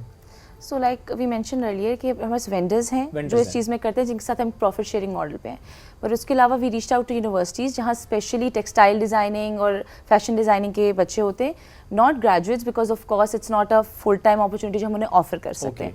सो as part of their thesis, और वो खुद बल्कि उनको अपने प्रोजेक्ट डिस्प्ले वगैरह करने होते हैं, तो उसके लिए भी they need material, of course वो सारी क्रिएटिविटी, कपड़े, एम्ब्रॉयडरी वगैरह शो करने होती हैं। So it's a win win situation both ways पे, क्योंकि we go to universities, fairs होते हैं, जॉब फेयर्स वगैरह होते हैं, कन्वेंशंस होते हैं, वहाँ से we bring them on board, और ऑफ कोर्स हमारा एक्सपीरियंस सेंटर है, so they can utilize that as well. या अगर वो मटीरियल लेके जाना चाहते हैं, इन रिटर्न हम बस इतना ही चाहते हैं कि वो सस्टेनेबिलिटी और जो ये चीज़ इनिशिएटिव करें उसको प्रमोट कर लें थ्रू देयर थीसिस या whichever social platform that they want to. खराब तो नहीं कर देते? नहीं, they very good. The youth is अब आई फील कि अभी रिसेंटली एक वेंडर था, उन्होंने हमने काफ़ी सारे ना कुछ शादी के इस तरह के कपड़े हमारे पास पड़े हुए थे, पार्टी वेयर, जो कि बहुत ख़राब हो, शिफॉन बहुत ख़राब हो गया था, तो हमने उनको भेज दिया कि इसका like whatever you can make of it. तो उसने इतनी क्यूट पोटलियाँ बना ली जो आप शादी के जोड़ों के साथ नहीं पहनते, तो वो काम सारे यूज़ करके उसने पोटलियाँ बना दी, वो हैंड बैग्स बना दी जो आप शादी में साथ लेके जा सकते हो, क्यूट हेयर बोज बना दी विच यू कैन वेयर। तो I mean these kids are so creative and इनकी actually now I found out कि जितने भी फैशन स्टूडेंट्स हैं दे हैव एक उनका सब्जेक्ट होता है जिसमें they have to upcycle stuff, तो वो ऑलरेडी कर रहे थे, बट वो ऑन अ कमर्शियल लेवल अभी तक नहीं आ पाया पाकिस्तान में। सो हमारी कोशिश ये भी है कि ऑन अ कमर्शियल लेवल हम अपसाइकलिंग को प्रमोट करें। और क्या कोई भी जब आपके वेबसाइट पे जाके अपलोड करता है अपना आर्टिकल, उसकी अपनी मर्जी होती है कि मैं इसमें ये प्राइस रखूं, या कुछ थोड़े सा गाइडेंस भी आ रही होती है कि आपको ये प्राइस रखनी चाहिए, आपकी टीम की तरफ से गाइडेंस जाती कोई है? कैप सेट की हुई है आप लोग? वी हैवंट सेट कैप, हम एक फ्रीडम देते हैं कि आप खुद करें, but once someone is coming on board seller, तो जो हमारी टीम होती है वो उनके साथ इन टच होती है। We have direct CSRs, customer representative जो गाइड भी करते हैं अपलोड करने में इतना महंगा नहीं है जितना आपने लगा दिया है। Yes, because obviously we want कि वो सेल हो, जाहिर है एक फाइनेंशियल साइकिल बने, बिल्कुल। विमेन एम्पावरमेंट की तरफ जाए। तो अगर अनरियलिस्टिक प्राइसिंग होंगी तो it's a loss on both ends ना। उनकी चीज़ बिक रही है, जो बेचारा कुछ लेने आ रहा है उसको भी कि पसंद आ गया यार पर रेंज में नहीं है, और फिर वही बात है, फिर फ़ायदा ही क्या हुआ इस चीज़ का? अगर हमने उन्हीं हायर प्राइसेस पे जाना है तो फिर पीपल विल से कि ठीक है सस्टेनेबल है लेकिन फिर नया ही ले लेते हैं। सही बात है। अच्छा, ओनली क्लोथिंग राइट? नो, ये शूज भी? accessories, shoes, bags. We started doing a section for kids. Okay. So और once we started that तो बच्चों के लिए भी कोई stigma स्पेशली माँ नहीं करती। So I have a son, I have a 3-year-old. माशाल्लाह। So when we started, so Sarish was like कि Nabiha we have to start घर से। So he modeled for it as well, और मैंने उसको वहीं से लेके दिया, उसने वो मॉडल किया, so that एग्जाम्पल बनी, एंड ना उस पर भी अल्हम्दुलिल्लाह अच्छा रिस्पॉन्स और ये इसलिए भी ज़रूरी है क्योंकि हम देखते हैं बच्चों की ग्रोथ बहुत तेज़ी से हो रही होती है, हम इतने महंगे महंगे उनके लिए कपड़े लेते हैं, फायदा ही नहीं होता है ना। फायदा, हाँ मतलब 2-3 बार पहनते हैं, 4 बार पहनते हैं, वो 1 महीने बाद कपड़ा ही नहीं आता तो उनको। न्यूबॉर्न बेबीज की आप हाँ, बात करें सही अगर जो आता है कपड़े दे रहा होता है Branded, बच्चा बेचारा महंगे वाले। 15 दिन के अंदर वो कपड़े उसका नंबर ही नहीं आता उस कपड़े का, तो बच्चा बड़ा हो और जाता है। 15 दिन में उस बेचारे बच्चे को कितने कपड़े पहना देने होते हैं, जितने बेचारे कपड़े को पहना भी दो। जितने लेकिन फिर भी उसकी जगह देखें आप कुछ प्रोडक्टिव दे सकते हैं, आप कैश दे सकते हैं, और Okay. कपड़े आप इस तरह से पहना Okay. सकते हैं। कैश वर्क्स बेस्ट है, ठीक कैश है। Works Cash, yeah. आइडियाज जा रहे हैं सारे। जिसको For भी आइडिया everyone पहुंचना तो watching पहुंच गया।